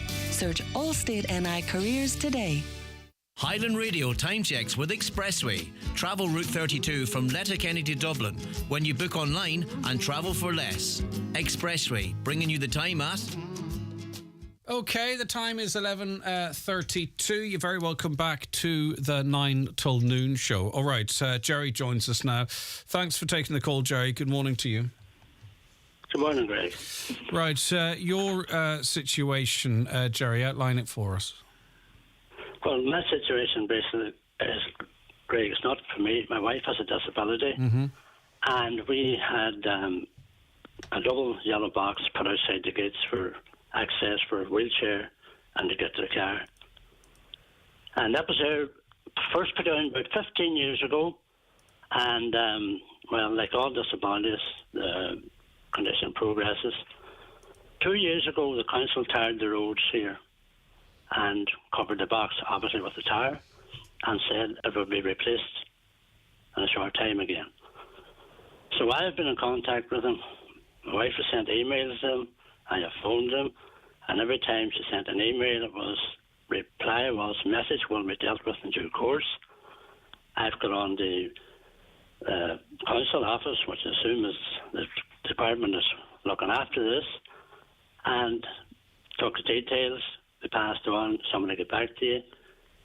Never got back. I phoned there about 2 weeks ago and got through to somebody in the office, told them the story. The position we're in now, my wife is confined to a wheelchair. She's a power wheelchair and self-propelled wheelchair. You know, that's the manual one that somebody puts you in. And this was all got because her condition has deteriorated over time. So, as I say, between that, sending emails, nobody got back to us. So before she could get the powered chair, the occupational therapist had a look around with me and she said, we have a problem here before we can get her the powered chair. There was a high curb outside the footpath. So she said, that's a danger for a wheelchair user. It would need to be, you know, a drop curb, a low curb put in. And in fairness now, she contacted I'm saying council, I'm not too sure what the right department is. And in fairness to them, they're right within a couple of weeks. The boy come, knocked the door, and he said he was out to look about this drop curb, showed him, and I said to him, look, there's a yellow box to go back there, and it never went back since. And he said, well, I'm only here to look at this, and I'll report, to my boss, whatever. And as I say, here we are now, 2 years later, at least 3 years later, and we can't get answers. I don't know why. Okay, so to recap, there was a yellow box placed there. The road was tarred a couple of years ago. Yeah. There was promises of the yellow box being restored. That never happened. Then there was a suggestion that we can put double yellow lines there. You said no, because they'll be ignored. We need the box that was already there returned, and now we have this stalemate. You're 2 or 3 years waiting on this, and nothing has been done. So what does this mean now? You, like all of us, but particularly perhaps in your case, you need access, but you may also need emergency access or to be able to exit. Are cars blocking in front of your entrance or parking in front of it? Like, what's your experience been over the last while? Right. I'll, as I say, I'm not on to offend anybody, but if anybody takes offence from it, they're the people who's causing the problem. So we'll get that out of the way to start off. My wife, as I say, has a power chair now. Her condition, that's the part of the condition, deteriorated over years. So the yellow box is not there now, as I said to you. They dropped the curb, great job. I can take my car around now if I have to, or we can get the wheelchair out. Be it the power chair if we want to go out in the summers, no, for a good evening, for a stroll. And we have to get the chair, whether it's the power chair or the self-propelled chair, out through the gates. They dropped the curb, a great job. But unfortunately, some of the motorists think it's a great job for them because they're parking up tight on the footpath up against the gates. Mm-hmm. So I couldn't even walk out. Now, I'll give you an example there. One night, a few months back, my wife took a high temperature and wasn't feeling well. Mm-hmm. And I put the call on, for the doctor, and the emergency doctor phoned back later on in the evening, told him the story, told him what I was giving her. He said, carry on doing what you're doing. And if everything's okay in the morning, and if not, between then night time, take her to A&E. Mm-hmm. That particular night, there was 2 cars blocking the wee gate, as I call it, and the double gate on the footpath. And if I had to, I wouldn't have got out. And if the emergency service come, they wouldn't have got in. Yeah. To me, what I'm saying, Greg, I'm not saying the yellow box is going to deter them all, but it might sort of say, it has a bit more. It has a bit more authority than double yellow lines. Okay, now for those, I think it would. For those that are watching the show on YouTube, we've thrown an image up of it here of the wee gate as you describe it, and there is a silver car. There is a silver car that I think even on foot you would struggle to get out past. There's zero deterrent. You're not looking for a yellow box to stop a lorry parking there, but I think a small yellow box there and at the big gate, it has a level of authority in that it's observed. I'm not saying uniquely, but it is observed more than a sign asking politely or double yellow lines. Yes, exactly. That's what I think, because I think if you put down double yellow lines, the cars still park on the side of the double yellow lines, you know what I mean? Yeah. On the footpath. That's what I think, Greg. Look, as I say, there has to be a certain play of common sense kicking in here with the general public as well. Mm. We're at the situation now. My wife said to me now, this nice morning here now, so far anyways, I think I'll go up to Letterkenny for a day, to get out of the house. She has to time it to take medication to allow her to be able to get into the chair, the self-propelled chair, obviously not taking the power chair in the car, to do that journey. I have to say, hold on a minute, to look out the window to see is there a car blocking the gates. Mm-hmm. And if there's a car blocking the gates, we can't go no further.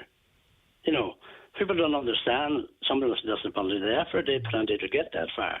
Yeah, and it's not it's not like really you're looking for a parking space to be given over here, because you're really looking for 4 or 5 feet. Cars may park on either side of it. That might not be ideal, but you don't want a massive yellow box. How big was the yellow box previously? Was it the size of a car? Well, and in fairness, a double set of gates, double set of gates with 10 foot, and then the wee gate, as I call the wee gate beside it. Because you see, if the wee gate's obstructed, you can't get out with the self-propelled, the manual wheelchair either. Yeah. Or we were out one evening there, not often be out. We'll come back in, and I struggled to get the chair in the gate. A car was blocking the wee. As I keep talking about the wee gate partially. That's not rocket science. I mean to say, as a general rule of the road, you don't block an entrance. Yeah, but you can't rely on the goodwill of, you can't rely on the common sense of people, because I don't think anyone goes, oh, there's a gate, because it's an urban area, clearly. No. There's a gate, I'm going to block it, stuff whoever lives there. No. It's just, it's just, there's nothing really to guide people, you know, there's nothing to guide people. All right, Jerry.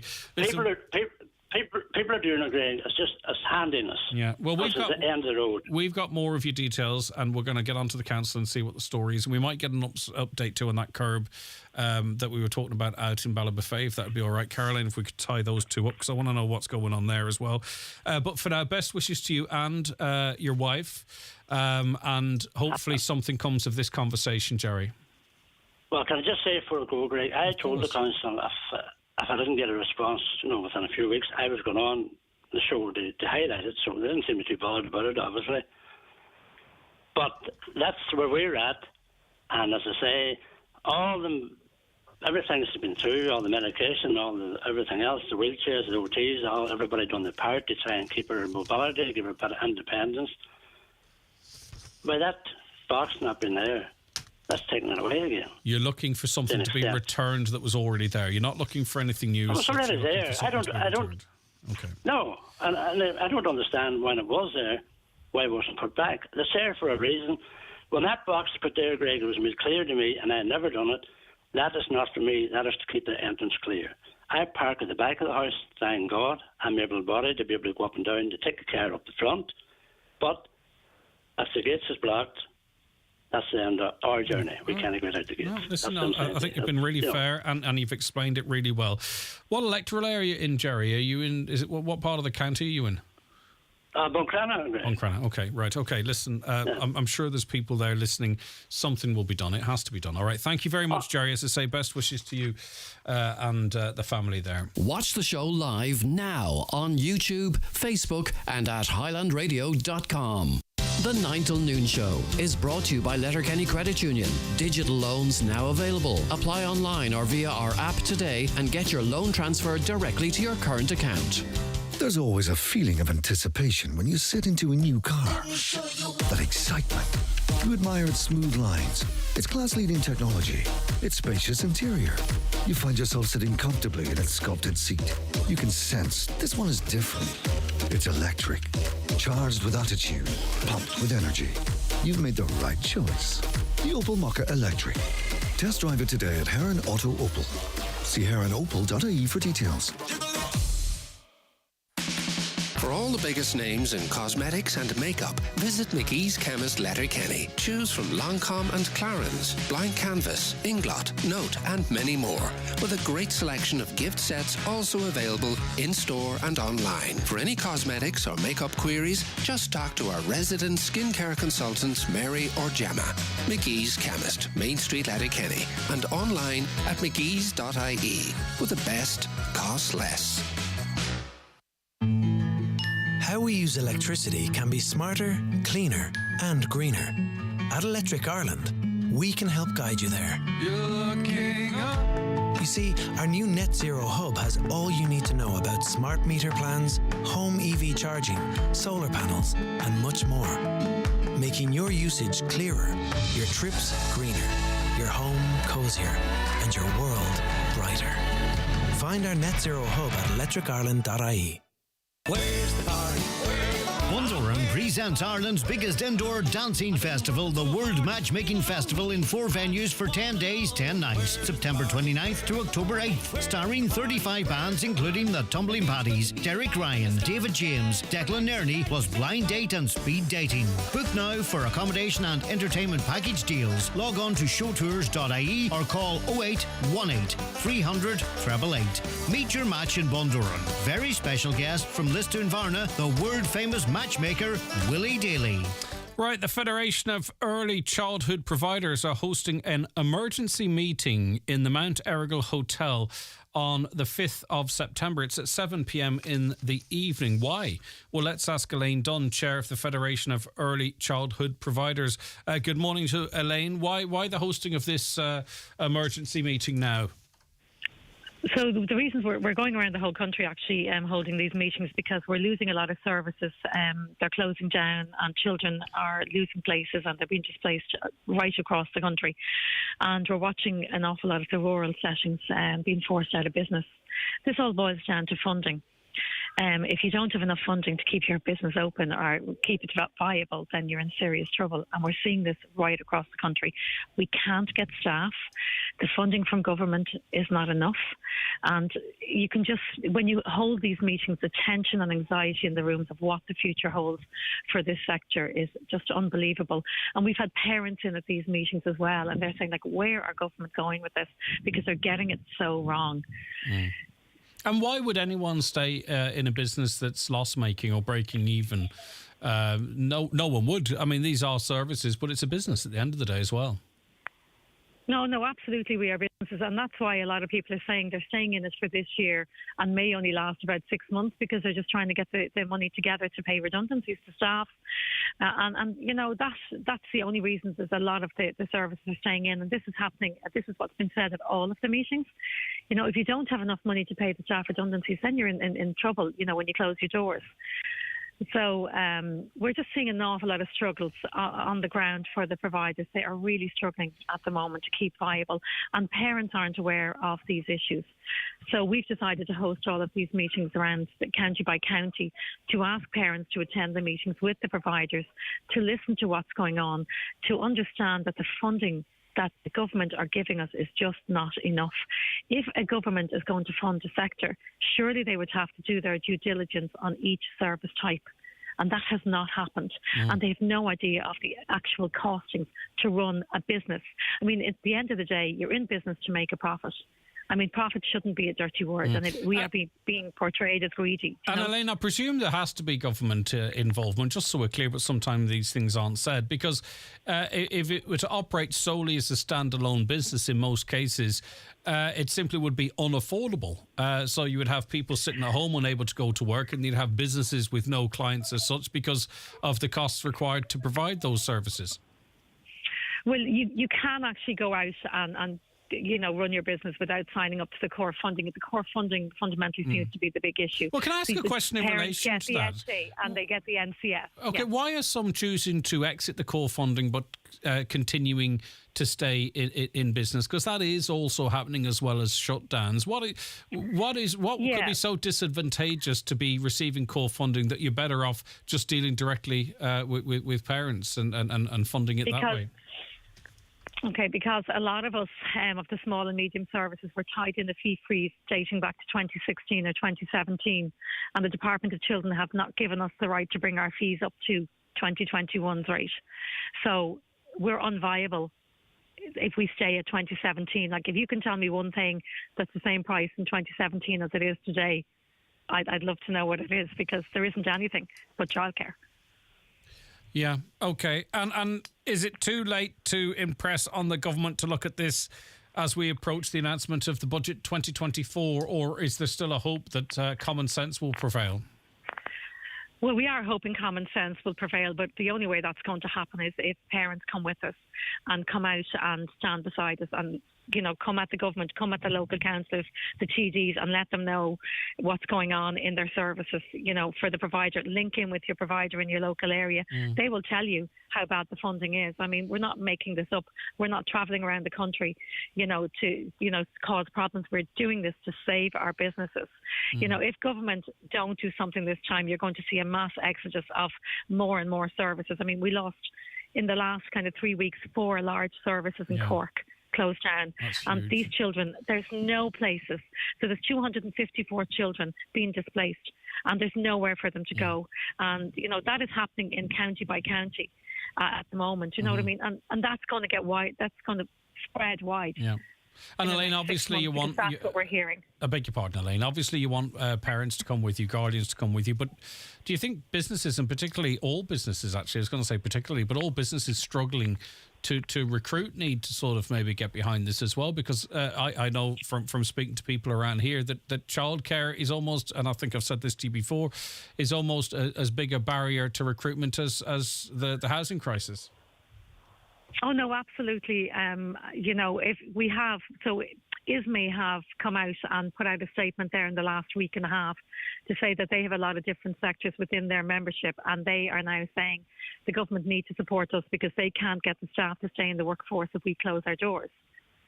You know, so any business, I would welcome anybody at this meeting next week, because everybody needs to stand together. And the more sectors come together, the quicker the government are going to listen to all of our voices. Okay, well, that meeting open to all with an interest, which effectively is everyone. And funny, there are reports out today on the issue, and that people can't go out. They have to stay at home and look after children. They can't go out to work because there's no childcare available to them, affordable. Federation of Early Childhood Providers are holding this meeting. It's in the Mount Errigal Hotel on the 5th of September from 7 p.m. and hopefully well attended, and not just by childcare providers. Elaine, thanks for your time. Thank you so much. Take care. Okay, thank you very much for that. The 9 till noon show with Letterkenny Credit Union, now offering mortgages from 40,000 to 600,000 euro with no hidden fees or transaction charges. Letterkenny Credit Union, 9102127. Best staycation ever. One family, 60 minutes from home, 100 acres of stunning gardens. For, what's that tree called? 30-minute family picnic before the next adventure. 7 inflatable water slides, 6 belly flops, 15 belly laughs. One incredible day. Plan your best staycation ever at discoverireland.ie and experience the feeling of a holiday all in one day. Brought to you by Fáilte Ireland.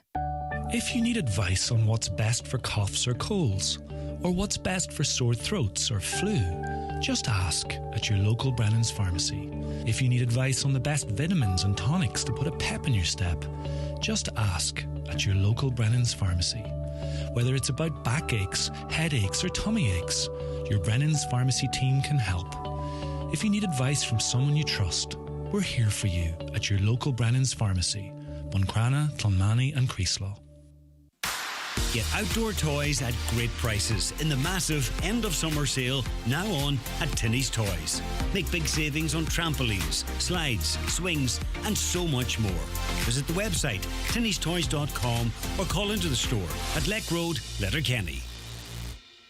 Tá mudna in ESB Networks ag gobar lena chintu go bhfuil síl glán letrach in ándún go léir in éidean. Agus mar chud san chlór náisiúnta an méadrú cliste, tá méadid cliste letrachis á sitsálinis agan i cheantar. A bhuichas is beag billa measta a dheofatú. Cabhair se leat súla chuineal ar an méad letrachis a úsáidin tú ar bhealach níos fearr, agus ba fáil agad ar thorgaí agus seirbhísí cliste. Déanam it sangó leat rih hitsal de bhéidir. Tá tilla ólis le fáil ag esbnetworks.ie/smart meter.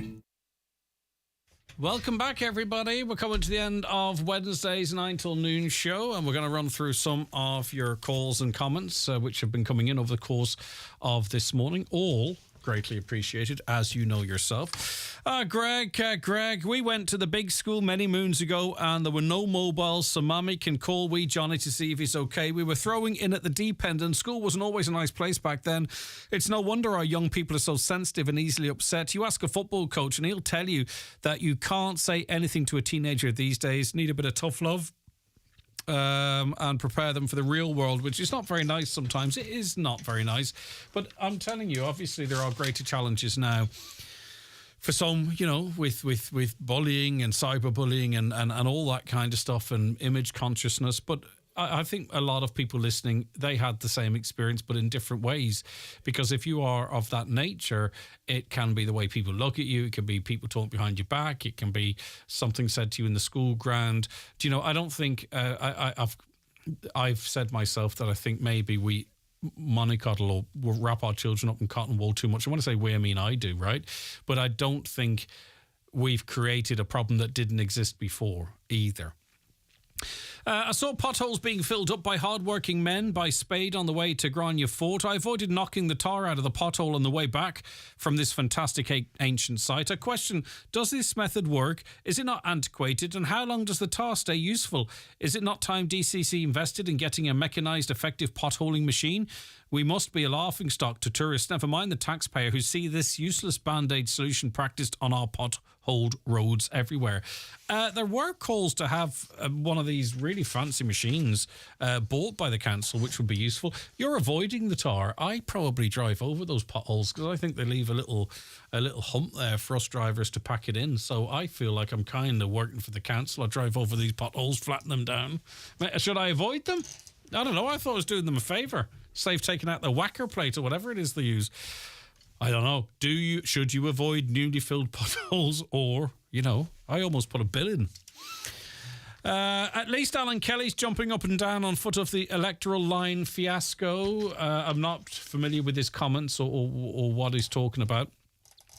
In my opinion, it wouldn't help and solve the Mike redress issue if they ran candidates local and general. I'd say the government parties, Fianna Fáil, Fine Gael and Greens would welcome such a move and keep them safe for another term. Well, it depends on if votes are split or not. Single candidate issues, and I'm sure it'll be not just that, because there are so many issues. Single candidate issues can be really, really effective and have the balance of power and can get changes made. We don't even know, and I think we should. Do you remember when there was a couple of tight votes that the government only squeezed by on, and they were able to enjoy the support of rural independence? There was a wish list. Things were delivered to those people. Now, as I say, because it's probably our money and we've talked about bartering accounts, does the government have a barter account to win the support of independent TDs? We should have been privy to what each TD got, if they got anything, for their constituents, obviously not personally, to back the government. So, we have seen in the past, even in this former deputy, Thomas Gilday and others, get success on single issues. I would say the 100% redress might not just be a single issue, but be that as it may, yes, there is power. As I say, it'd be nice to know what is given for this support. Good morning. I hate complaining, but there's a dog in Ashlaw, never stops barking day and night. You can't even get a night's sleep. Thank you. Yeah, I think people don't realise how annoying barking dogs can be if you're within earshot of them.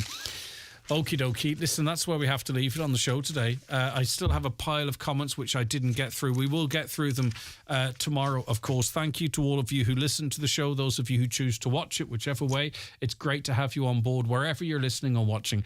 We'll be back tomorrow morning from 9 a.m. So for me, Greg Hughes, and the production team of Caroline Orr, who researched and produced, and Niamh Shields, looking after the social media, etc. Have a wonderful Wednesday. Don't go anywhere, though, because the one and only John Breslin's coming up around the north